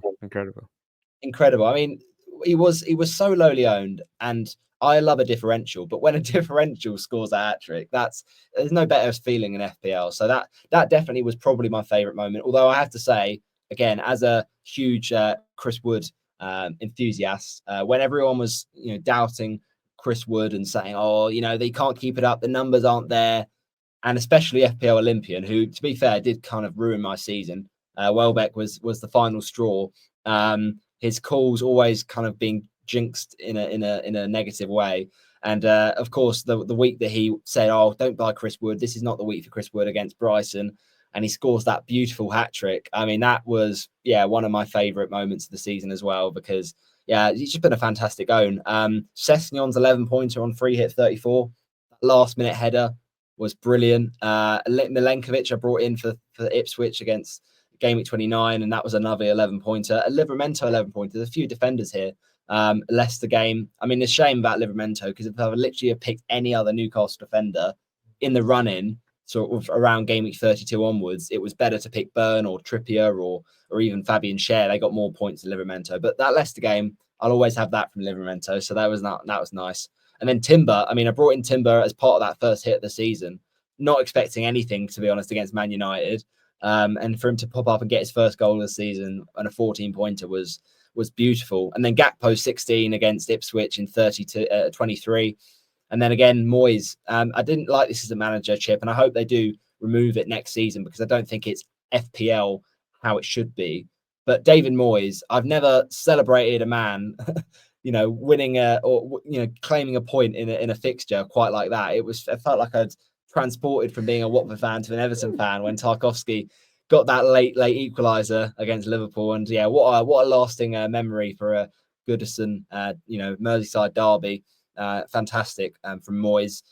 Just a shame about Arteta ruining it. I had Emery the week after and it was 36 points and I was thinking, right, one more week to go. Wasn't to be. But yeah, there were also some bad moments and I think it's good we talk about the good and the bad because that wildcard 6 was awful. 37 points, 1.1 million down, Red Arrow. I also benched Lewis Hall's 15 points in game week 16, which was not easy, but I had tough decisions to make with defenders that I started. Porro being the one I started. And of course, he was benched in that game, but it came on, luckily, enough minutes to get a clean sheet. But it's still annoying. Benching 24 points in the week I wildcarded, game week 30. That was rough because I scored 48 points. So half of them was as much as my bench got. And my 16 from my bench boost was okay, but it was obviously less than that week. And then Arteta. I mean, Arteta really was painful. But again, Jarrod Bowen's killed me all season and he killed me again in that Arsenal loss against West Ham. So yeah, it's been a really, really interesting season and really thrilling conclusion. We are going to answer a little round of listener questions before we get into the quiz to end off. So we got a few to kind of rattle through here. We'll see what you think about some of these, Praz. Now, some of these are, jokey and it's all good. But one of them is a nice message towards you, Praz, from a good mate of mine. I think it's important, when we say our thank yous at the end of the season, and Praz, FPL Fantazico, just wants to send his regards to you and say, continue doing what you're doing because, you are really sort of a big part of this community and we really enjoy what you provide, not just on YouTube, not just on Spotify, but also on the Twitter spaces, on whatever Twitter space you're getting involved in. So yeah, really appreciate your part in the community, mate. We're now moving on to another listener question, and full of ham is the account for this one. So interesting. I do have a question for you, Chris, with this, and I think it's a tricky one. But what Fulham of Ham is saying here is, he said, Sessegnon captain was a highlight. Fair play. He's got a potential to be a great pick. Do you think penalty goals, Chris, should be counted as less points in the Championship fantasy, Gaffer? Because awarding the player who has won the penalty, whether or not it's converted or not, do you think that's a good way for fantasy games outside of FPL to be sort of priced and played in general? Yeah, I've never really thought about it, to be honest. In a way, yeah, because I think obviously a penalty more often than not is a fairly easy. That's probably not the right word to say, but from the distance you've got a free shot. Like it's not too bad. So yeah, I think it would be interesting if they did maybe reduce the amount of points for a goal from a penalty. I can't see it happening, but it's not a bad suggestion at all because it is kind of a bit not unfair, but that players who don't get don't take penalties maybe are a bit unfairly done for. So yeah, it's an interesting suggestion. Big sort of a supporter of the pod this season, my K-Man fan, and yeah, he's been one of the best for the TFIT. So thanks again for all your support this season. Like Praz, he played the FPL Challenge game this season, and was wondering if Praz, could you speak about your season? I don't know whether you played FPL Challenge this year. Did you enjoy it? And do you think there's what your general pros and cons are of the game this season? I enjoyed it, but it was more of a side game, not even like FPL has its own highs and lows. So this was just like a side game that you have that wasn't even giving me highs or lows. Like if I had a bad game week, I'd be like, yeah, whatever, move on to the next one. It was just like a quest. Yeah. And so I think the reason was it wasn't competitive enough. Not enough people were involved, and I think some of the games were not as good, right? I mean, the one especially where they had, every ball recovery is 1 point or whatever. It became very difficult. Like, so I wouldn't say I loved it. In fact, I forgot the Game Week 38 deadline, so that's how casually I played it. Yeah, So I think what the game needs is a little bit more consistency, like the same game modes repeating every 3 or 4 weeks, so that people know, okay, this worked last time, this is what I'll do this time. Not just the lazy, players from Newcastle and Arsenal score most points in 1 week. That's not really what I'm looking for. So I think it's a good idea. I think it has legs, but I think it needs more effort in terms of making the game popular and making everybody engage in these picks, and also, maybe not making every single game week different. absolutely. Yeah, really, really great advice from that, Praz. Thank you. And yeah, I think I played draft in FPL this season, and I really enjoyed that because Yeah. there's times where there'll be players I can't get to, whether it's sort of 3 players from a one team or the financial restraints of FPL. But with draft, you can kind of get anyone from any number of teams, and sort of get the more rogue players in your team. And I really enjoy the sort of head to head side of draft as well, sort of across each game week. So yeah, really enjoyed that this season. This might be different for you, Chris, because I know that you don't so much see the Twitter sphere of things, and I'll see what Praz has to say on this one. But the last one we got from FPL Economist: how much time do you spend listening to other content creators, and how much does that influence your decision making process? Because obviously, with your rank this season, it shows that maybe you did maybe shut out a bit of that noise. Yeah, to an extent. I think maybe compared to a lot of managers, I don't really interact that much with kind of the Twitter community. I like to go into each game with kind of a clear head, and I like kind of making instinctive decisions where possible. Kind of as we spoke about earlier, I think a lot of the enjoyment I get from the game is picking players who I enjoy watching in real life. I think one, for example, who just popped into my head now is like Kulusevski at the start of the season. I mean, it's not a hugely popular pick, but I remember I owned him for a decent stretch of time before his injury, and that was one of the really kind of enjoyable players to own, really, for me, because he's one of the players I enjoy watching. So yeah, I think it's different for different people, isn't it? Of course, I do love the work the scout does on, and obviously the fantasy show as well. I like to tune into as well. So by no means discounting all of the great advice they give, but yeah, it's just finding a balance, I think. And for me, I think if I was a prominent member in the community on Twitter, I think I struggled to kind of compartmentalize kind of my own thoughts. So yeah. I think it's a thing that Steve-O from Elite FPL has talked about a lot this season about, he has a certain gut feeling and then he sees everyone making a transfer. And I think Alf, there's certain members of the community. I think Gary FPL Have a Beer says, about it a lot. He struggles to kind of shut out that noise and that influence of other people's decisions. But for you, Praz, obviously with your great rank history, is it easier for you? Maybe the proof is in the pudding with your ranks that you find you do spend time to listen to other content creators. Maybe it doesn't so much influence as much on your decision making process. Yeah, I use content creators and other pods to basically see if I've missed anything. So I'll use it basically. I tend to listen to something on a Sunday for the games, right? I mean, it's a bit like match of the day. Like you want to watch the games, and so similarly, you want to hear somebody talk from an FPL point of view about the games because you can't watch all the games. So that's one thing I generally tend to do. I don't tend to listen to FPL content where it's basically just about which players are you picking, Yeah. because it's so team dependent.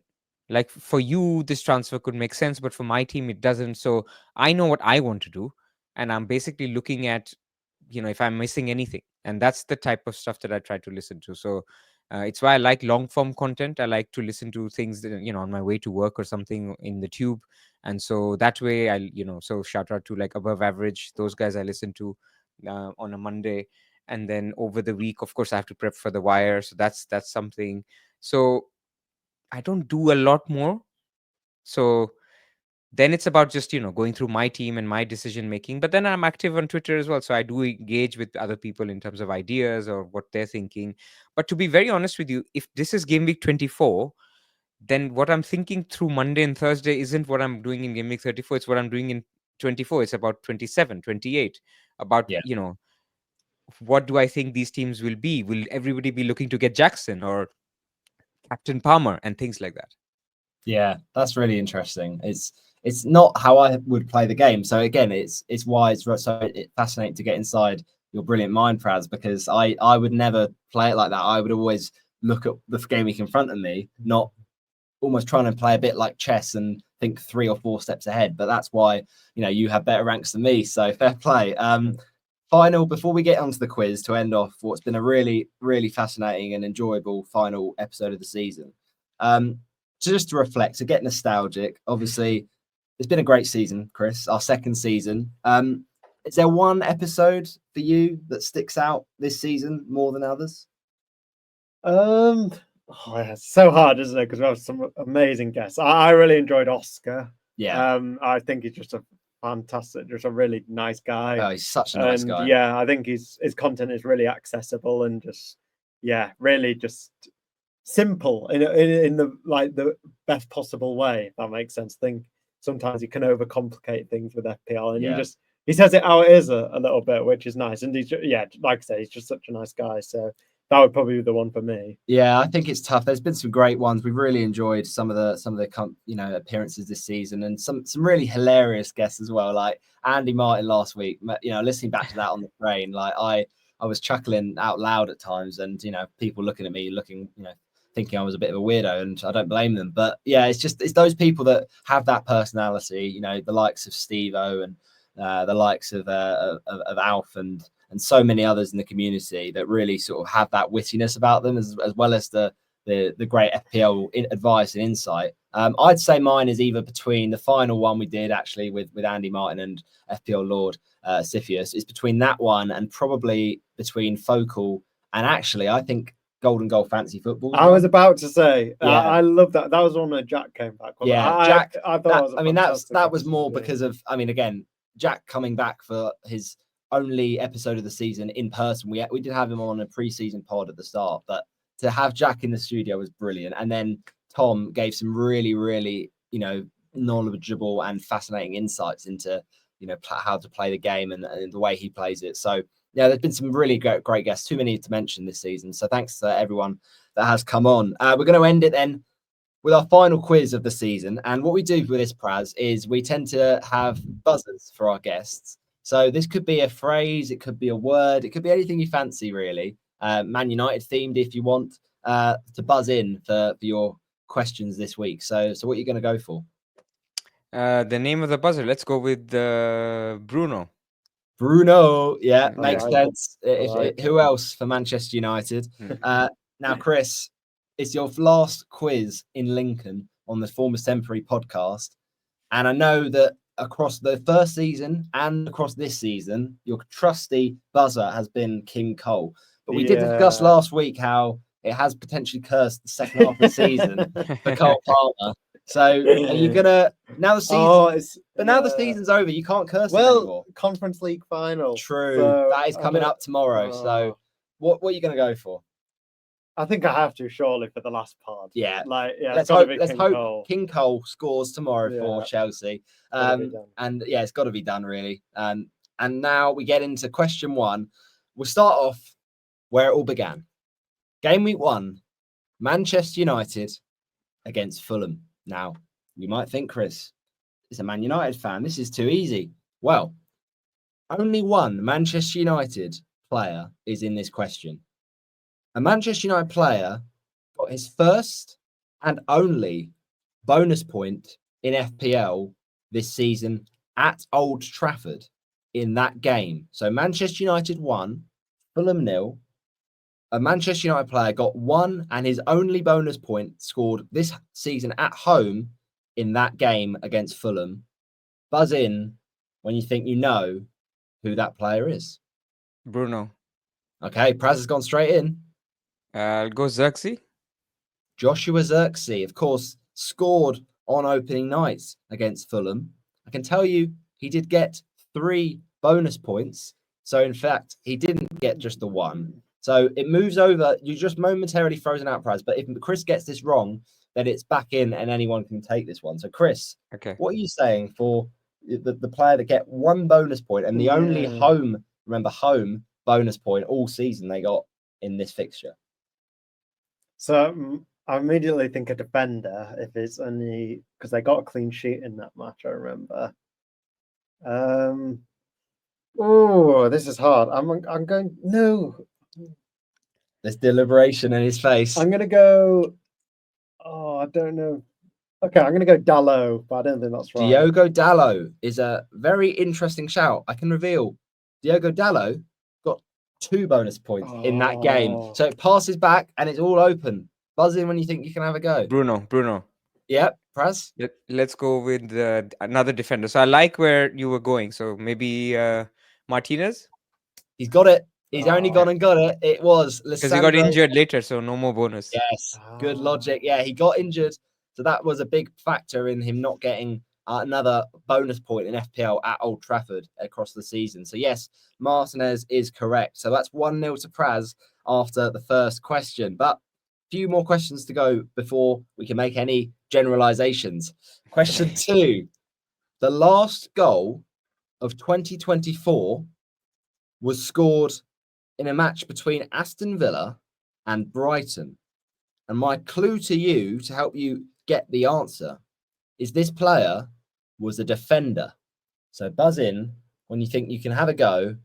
Who scored the last goal of 2024 in FPL? Any ideas? Any gambles? I feel like both of you are holding your cards keep close to your chest. And I understand it because you don't want to get frozen out, but someone's got to go sometime. Any ideas, Chris? Bruno, I'll guess Villa defender like Cash. Matty Cash. He did score against Brighton in that famous double game week a few seasons ago. I'm afraid, though, this has not been his season. So, no, Matty Cash is incorrect. So, momentarily frozen out, but Praz couldn't get back in if Chris gets this next one wrong. Chris, what are you saying? Are you thinking maybe Villa or are you thinking Brighton? I have no clue, to be honest. It's a complete punt, but I'm going to go Pau Torres. Okay. You both got that one wrong. So you get one more chance, but I'm going to give you a clue. It's a Brighton defender. Buzz away at your heart's content. Anyone got a clue with that one? I do not remember this game. Are you allowed to tell us where it was played? I Villa am. Park? It was at Villa Park. Villa Park, okay. Yeah, and it was a Brighton defender that scored. That's as many clues as I'm feeling generous enough to give. Praz, have you got any ideas? No. Okay, we're gonna. we can guess Dunk. Dunk is incorrect, I'm afraid. Chris, you got one more shot before we have to call it a day. I don't think he's returned this season that many times, but I'm going to go Estepinian. Oh, it's not Estepinian. It's the other side. Oh, is it Beltman? No, Tariq Lamptey. Lamptey. Oh, yeah. Yeah, it's Tariq Lamptey, but it's all right. It remains 1-0 to Praz after question 2. Now, the last goal of 2024 was Lamptey, but who was the first goal of 2025? I can tell you that the match in question was Brentford at home to Arsenal. Buzz, when you think you know who that player was, the first goal of 2025. Chris? It was Havertz, was it? Kai Havertz is incorrect. So Chris is momentarily frozen out. Praz, who do you think scored first between Brentford and Arsenal? No idea. No idea. We've talked about him already. We've talked about him. We've talked about him already tonight. Okay, then go Mbumo. We've talked about Arsenal players as well tonight. But it is Brian Mbumo. Well done. 2-0 to Praz. Oh. He's doing well. It's early days, Chris. You've still got time. But yeah, very impressive stuff. Fair play, Praz.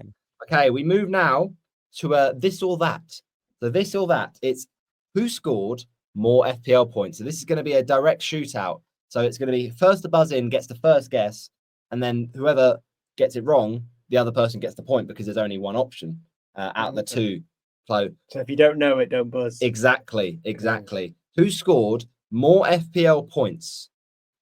And Chelsea fan, Man United fan, Nicholas Jackson or Amad Diallo?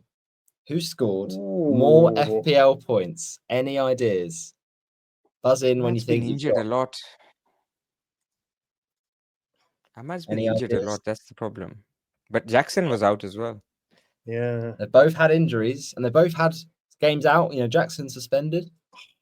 What are you going to say, anyone? What are we saying? Are we going to take a punt? Too risky to guess. Someone's got to guess eventually. Chris, are you going Wait, to... do I have? Can't we just let it? Okay, Bruno, I'll go for the Man United guy because he's a midfielder and he got a hat trick. Yeah. That's Question 3. The answer is Amad Diallo. Well done. Good logic. Yeah. Good workings out. You're showing your You were workings brave. out. You were brave. Very good. 3-0 to Praz. Could it be an unassailable lead? Well, question 4. One of these FPL goalkeepers did not save a penalty in the game this season. Which one? So I'm going to list all 3 goalkeepers. Don't buzz in until we've heard all 3. And you've got to rule out by process of elimination which one did not save a penalty this season. Andre Onana, Quevin Kelleher, Alphonse Areola. Cole. Chris? Wait, who was the first option again? Andre Onana. I think Onana. I'm pretty sure Areola Okay. saved a pen. Onana is incorrect. Oh, so it's over to no. Praz. You've got 2 more No. whilst Chris is frozen out. It's between Kelleher and Areola. Well, Kelleher has definitely saved a pen. I remember that. So I'll go Areola. You would be correct. I'm Oh, afraid, Chris. this It's is not going looking well. good, but hopefully Chelsea will be different tomorrow. 4-0 to Praz. Yeah, it was, in fact, Areola. Areola made no pen saves, but he did make a pen save. In fact, 2 pen saves, I believe, last season. Yeah. One of which was up at Goodison Park last season, I seem to remember. So, yeah, fair play. Well done, Praz. He's absolutely smashing it. In question 5, which defender got 6 bonus points from the final 6 game weeks? The clue is he's a centre-back. Oh, I know. Any Bruno. ideas? Oh, Praz is straight in. Ruben Diaz? Correct. Yeah. Wow. I mean, fair that wasn't enough. even a second thought. 5-0. I mean, this is like Liverpool Palace as it should have been on the final day. It's an absolute walkover, I'm afraid, Chris. But still 5 more questions to go. So you could 4 more questions. You could pull back at least a consolations points here. Question 6. In some very strange circumstances, the FPL deadline, you might remember, in game week 26 did not close at the time that it was expected, with a 23-minute delay. But which 2 teams were playing in that match of the first game week? Any ideas? First match of the game week? Which game week? Game week 26. The deadline, people were making transfers and the deadline hadn't passed. They could still make changes to their team. Game week 26. Did we lose points? I remember Brighton. But Brighton is your gut feeling. Well, I can tell you, you're not miles off. Not miles off. Okay. Not miles off from Brighton. So Well, geographically, that's not a good clue. But okay. In other ways, it might be. Okay. I'll give you a clue because I feel like you're both struggling with this one. The game was at a promoted club stadium. That's my clue to you. So that narrows it down to 3 clubs who could have hosted the game. Was it? Oh, King Cole. Was it Leicester Arsenal? Oh, now you've got the first club. You've got Leicester, correct. Okay. It was at Leicester. Now, what that means is you haven't got the full 2 teams. You got 1 point definitely. Okay, there we go. So you're off the mark. We're on the board. But for the final point of this question, does anyone have a clue? Praz? I just remember making a tweet that it was a team where there's no surprises in the team sheet. Like it was an obvious team that always puts out the same team. Well, you've got any guesses, or are you going to let Chris get this final point? No, Chris should try. But it's definitely because we were like, okay, what if it was Man City? What if it was a team that really the lineups matter? Okay. Chris, any feeling? I thought it was City. Was it not City? Because I knew they played them at lunchtime kickoff. No, definitely not City. It wasn't City, I'm afraid. It wasn't. Was it Chelsea? No, I'm afraid we're going to have to forfeit this extra point. Oh. It stays 5-1 to Praz. It was Leicester Brentford. Yes, Brentford. Brentford, Yeah. on kickoff. So see, I was No. right that the lineups don't matter for Yeah. Brentford because they Everyone always put knows. out. Yeah. Was Frank, he always puts out a team you can predict. So yeah, I'm afraid just a 1 point in that question out of the possible 2. But in game week 29, question 7, blank game week for many people, 3 hits were active. Which goalkeeper secured an assist, clean sheet, and 3 bonus for his side? Again, another multiple choice question. Mark Flecken, Jordan Pickford, Bernd Leno, or Edison for Manchester City? I'll repeat them again. Flecken, Pickford, Leno, Edison. Any buzzing in here? Any gut feelings? It's multiple choice, so you can start to eliminate some I'll options. go Bruno Edison because he got like 4 assists this season, so I think it's a good shout.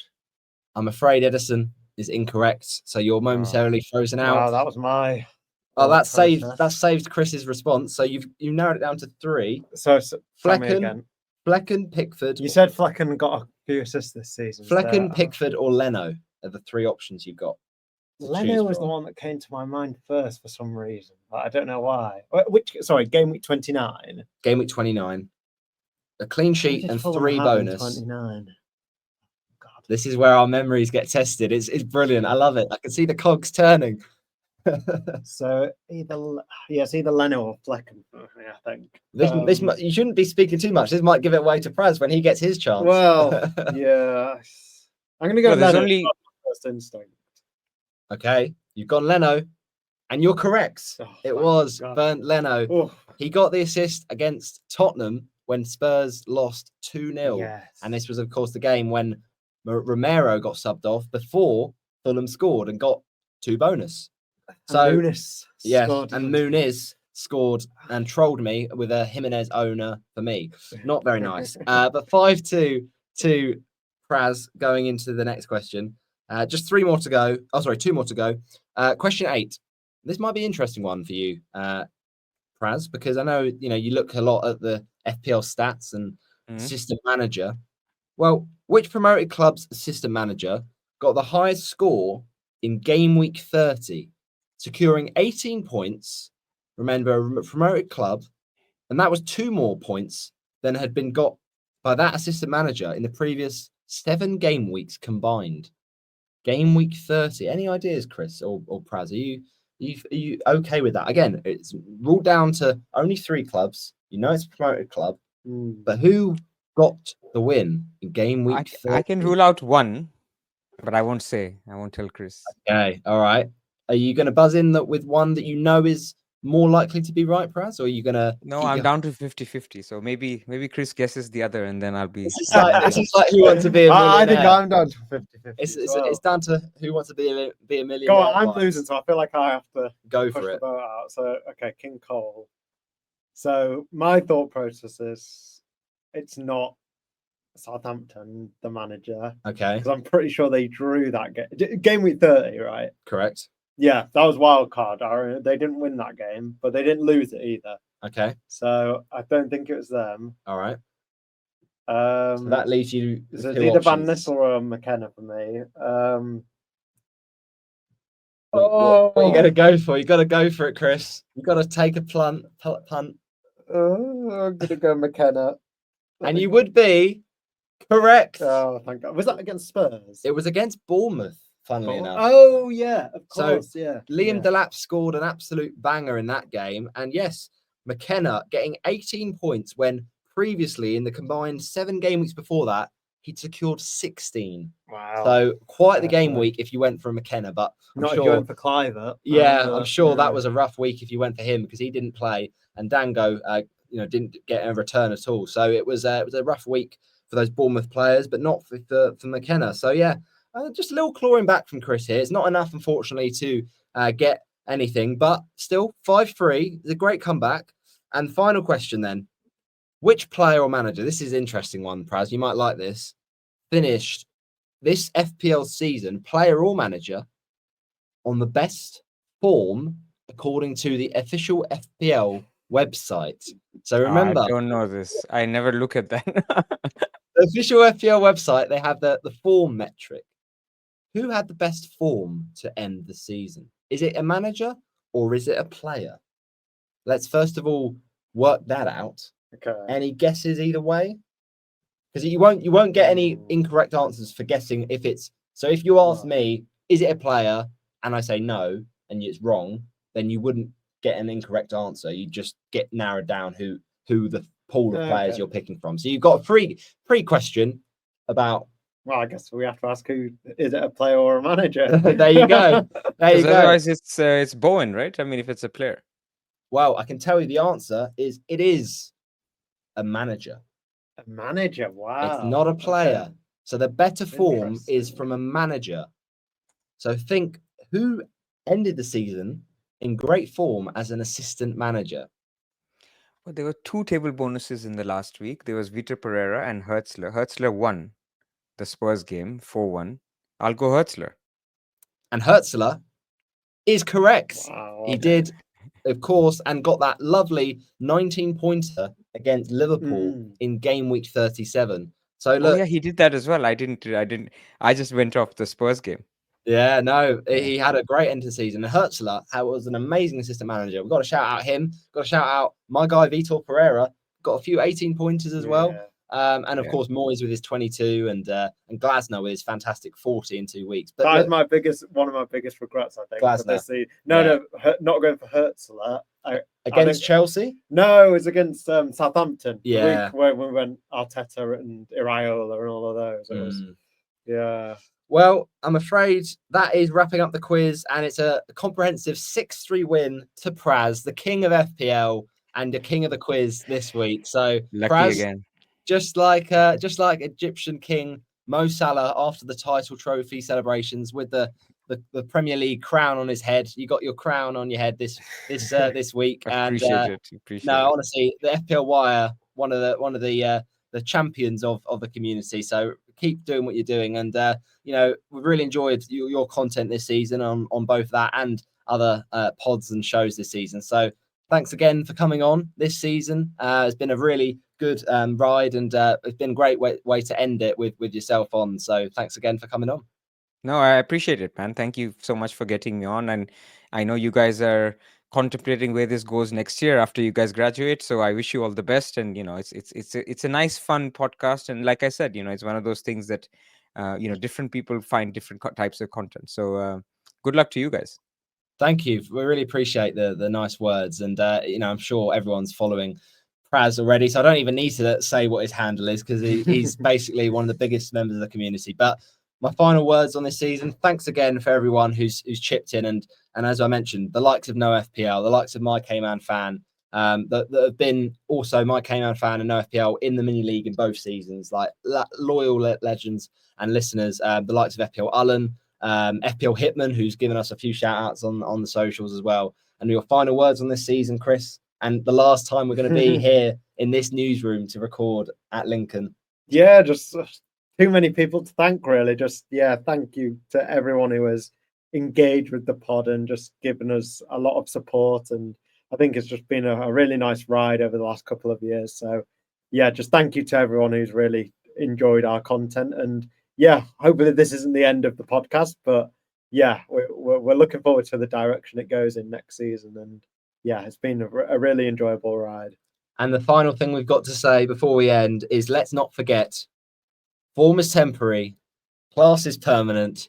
And thanks again for being a class act, Praz, coming on this week. So thanks for listening, everyone. And if you're watching us on YouTube, thanks for watching on FPL Yellow Army. We'll see you next season, everyone. Have a good break. Bye-bye, everybody.